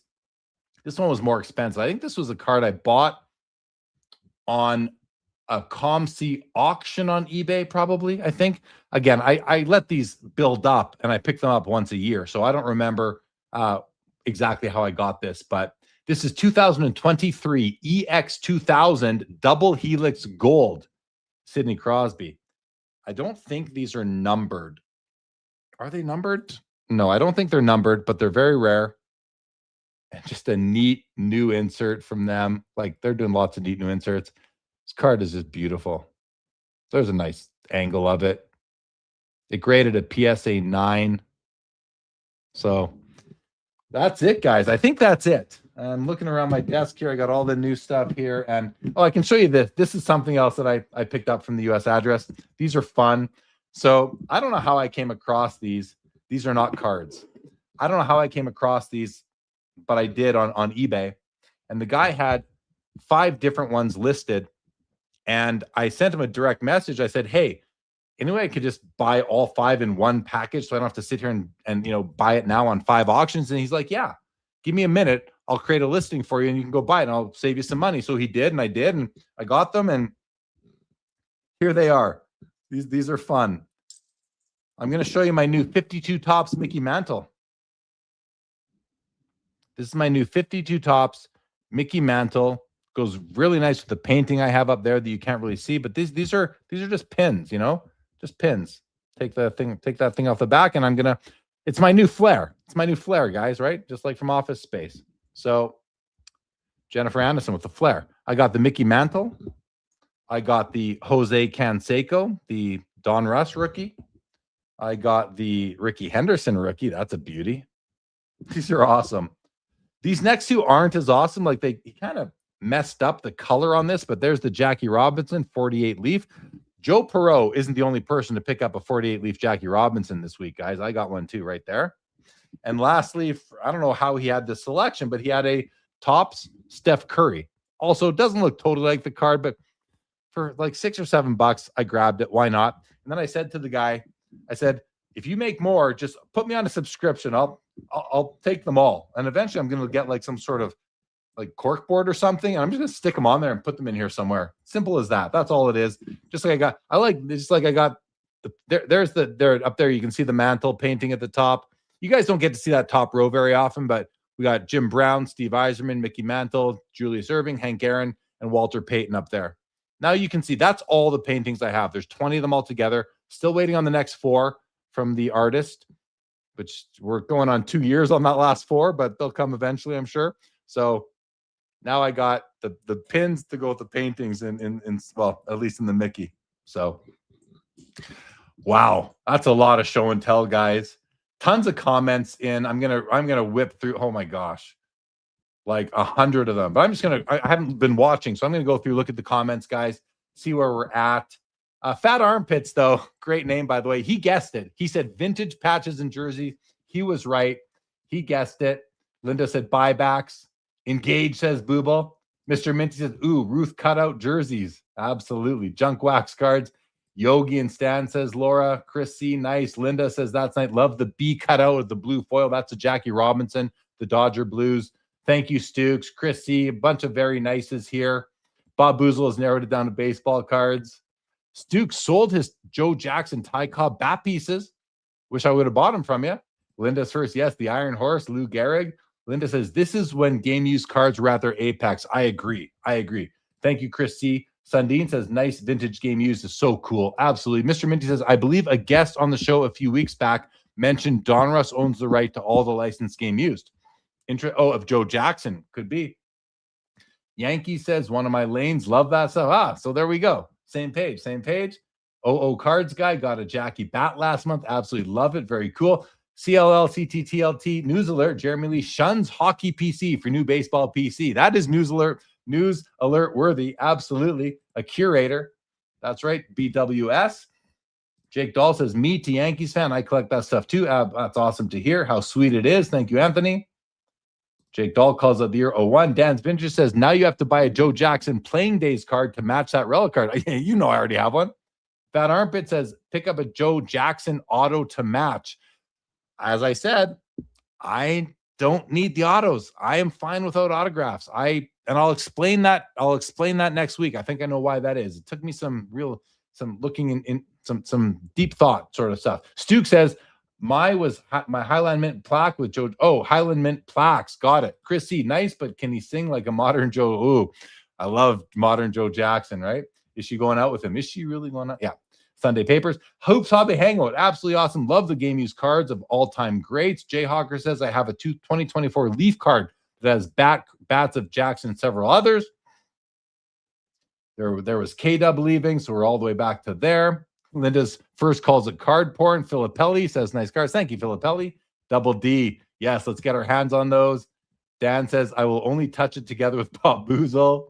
Nice. 53 top Satch, one of my faves. Thank you, Mr. Wilhelm. I don't have that card, but I got the 49 Bowman. So cool. He was fondled. Yes, Ty Cobb with the split grip. Hoops Hobby Hangout says the cards showing source material on the back are awesome. Like, you cannot beat that. That is just awesome. Jay Hawker says, big fan of relic cards of vintage players. Mr. Wilhelm has never seen some of these. It's like making love almost. Rock Latex says, early 2000s gave us all these names with bat, jersey, and barrel cards. I know. We just don't see this stuff anymore. It's amazing. David Chase says, I'm starting to fall in love with these cards too. This could be a very expensive episode for me. Dave, isn't it funny how that works, David Chase? That's how it works. If this guy that I bought the cards from, if he wasn't an expert and was so passionate about them, it might not have appealed to me as much. Like, I stopped in my tracks and I looked at them, but it's fun. Anthony says, holding a piece of history with each card, priceless. Absolutely. Hoops Hobby says, forget rookie year cards, rookie year material cards. That's the stuff. Incredible. Absolutely. Bobby Burrell says, great quality cards for being that old and some rival today's jersey cards. Agreed. Did the dealer know of you? I don't think he did, Mr. Wilhelm. I don't think he did. But once we started chatting, I showed him my book. I told him that I do the podcast and the YouTube stuff. But at that point, still, I don't think he knew who I was. I don't think he did. Oh, Dan, the red is from the Angels on the Thank you, Jacob Dahl, Yankees fan. Thank you, guys. That makes sense, of course. Although Cards guy says the A's. Jay Hawker says, I'd rather have these relic cards than the modern day flash in the pen jersey patch cards. Amen, brother. A freaking men. Yeah, then you guys were like, Card guy, Card guy guessed it. Rock Latex guessed it. Linda's first guessed it. that it was Babe Ruth. Someone was, yeah, Mr. Wilhelm guessed Honus Wagner. I did not grab a Honus. Petty says Ruth pointing jersey patch with bar and hat. Ruth pointing jersey patch with bar and hat. I don't get it. Sorry, Petty. Great cards, GOAT, says Travis Mater. Boom, Linda. Absolutely beautiful, says Filippelli. Stunning. I mean, thank you for these comments, guys. It's one of the bonuses of doing the show and being able to share cards. I get to see all this. I get all this, like, I don't know, just like appreciation for them, and you know, it makes it more fun for me. So thank you guys, appreciate it. Boom, Chris C, GOAT, Boston Brave. Anthony says, could the red be angels? Yes, love the pinstripes, says Mr. Minty. Double D, that was the one I told you to touch. There we go, and I did. I didn't even see that comment before, Dylan.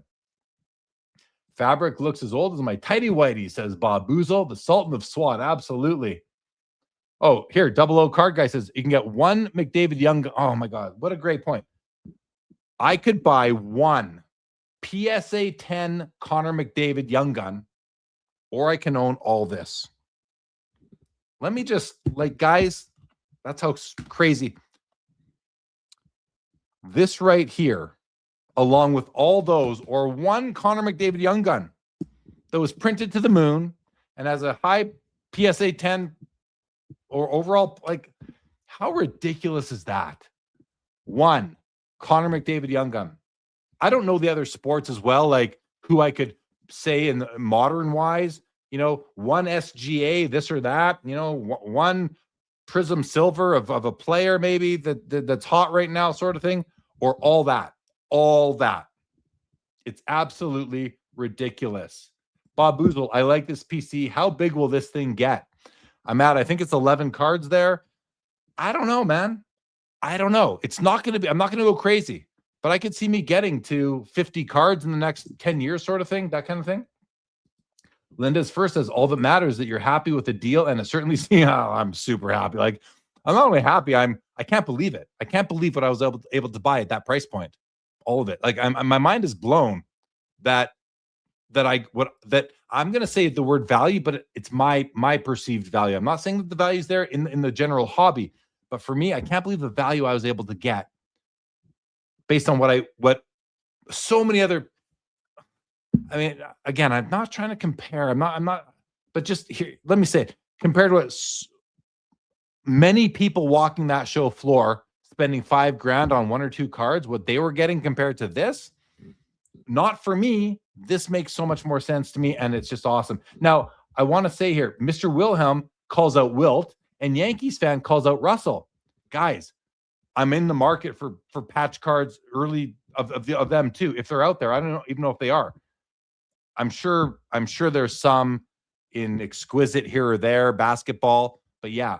But I don't need the autos, but I would love. Oh, I know there are. There's Immaculate did some of those cards. I would rather have early 2000s. I want to stay in that range. Like just the 2000, the 00s, just like 00s card guy. I want 00s for this stuff. Jayhawker says, one of my favorite in my collection is a triple threads relic card of Mantle, DiMaggio, and Gehrig, all through. Jayhawker, let's talk, buddy. I want it. Is it for sale? Oh my God. Yeah. Or at least send me a picture of it so I can go find one myself, because I did see one. Someone actually has one on eBay right now, but it's like $9,750. So I'm way out on that, but amazing. Those exquisites were all redemptions. Did not know that. Yes, Kinger, watch the replay. Double D, love the passion and thoughts, Jeremy. Awesome new collection. You got to see them the day I bought them, Dylan. So that was fun for sure. Oh, as equivalents to Babe Ruth in basketball, I don't know. I don't think so. I don't think Russell, Wilt, or Mikan are the equivalent to Babe Ruth. Now, era-wise, maybe closer, but I'm talking about global appeal. I don't think anyone comes close to Michael Jordan the way Babe Ruth is in baseball.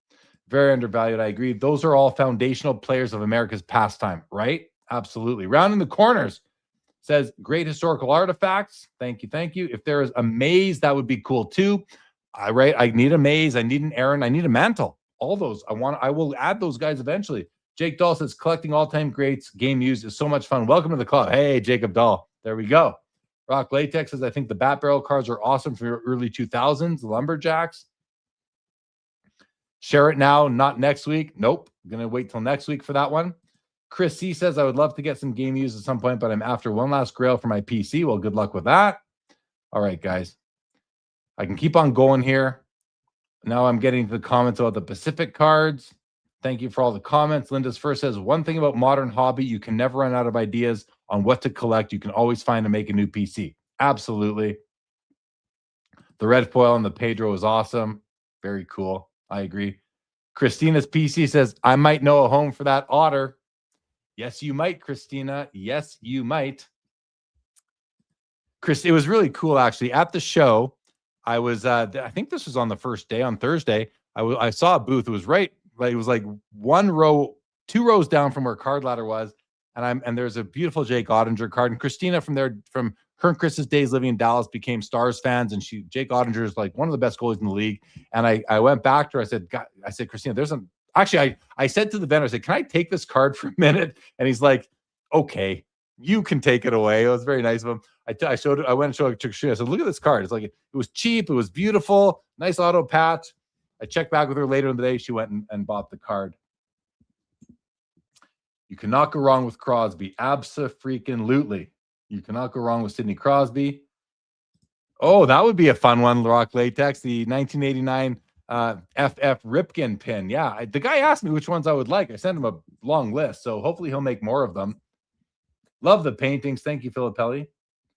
Love the game you've real. Thank you, E. Young. Thorson, what's going on, buddy? Yes, big game in the morning between Canada and the U.S. That'll be fun.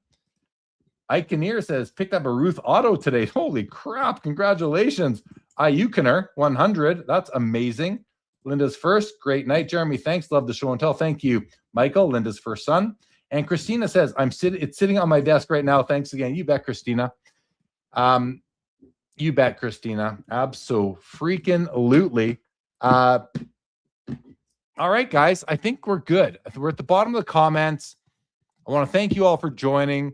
I want to thank Leighton Sheldon. I want to thank Kyle Kadub, and of course, Joe Poirot, my man. I want to thank all of them. And hey, we missed Chris McGill, Chris Hoge. We missed Josh Adams tonight. Both could not make it, but I think and hope they'll both be back next Saturday.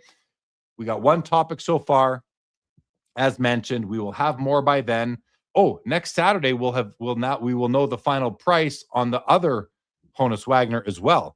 Let's just go back to that for one quick second, guys, before I sign out for the night here. I'm going to share my screen one more time. This is as much for me as it is for anyone else, but we may as well do it together. So let's go see. What do we got? We've got, there's the Goldin copy, sells for $5.124 million. And the other copy on Heritage, the SGC Authentic, it's a dirty, dirty card, but it's a special card, is at $2.318 million. I don't think we've seen any bids. No bids today. This card ends 7 days. Oh, it's next Saturday. It's not Thursday. It's next Saturday. It might be Sunday. I don't know. They kind of run it over a couple days, so we'll see. But we'll watch this card next week as well. And these were just on the Logan Paul card. It was on CNN that he sold that Illustrator. And then also the Guinness Book of World Records. This is their website. So they were there to witness it. And there's Ken Goldin, Logan Paul, and the representative from the Guinness Book of World Records to, I guess, certify that this thing sold for a whopping $16.492 million. So there we go. Thank you, Boozle. Thank you, Yankees fan. Thank you, Filippelli. Thank you, everybody, for joining. This was fun. Had a great time. It's nice to be back after 2 weeks of not being here. I missed you guys. I missed doing this. Absolutely. Boozle says, as Bobby Burrell would probably say, I'm feeling emotional. About how long were you waiting to put that one out there, Bob Boozle? That's emotional about the end of the show. Well, thanks, Boozle. Thanks, everybody, for joining. I'm the only one here. So this episode of Sports Cards Live on February the 21st, 2026 is now over. And with that, good night. Thanks for tuning in and being a part of the Sports Cards Live community. Don't forget to like, subscribe, and most of all, keep collecting. More great content to come. Sports Cards is a lifestyle.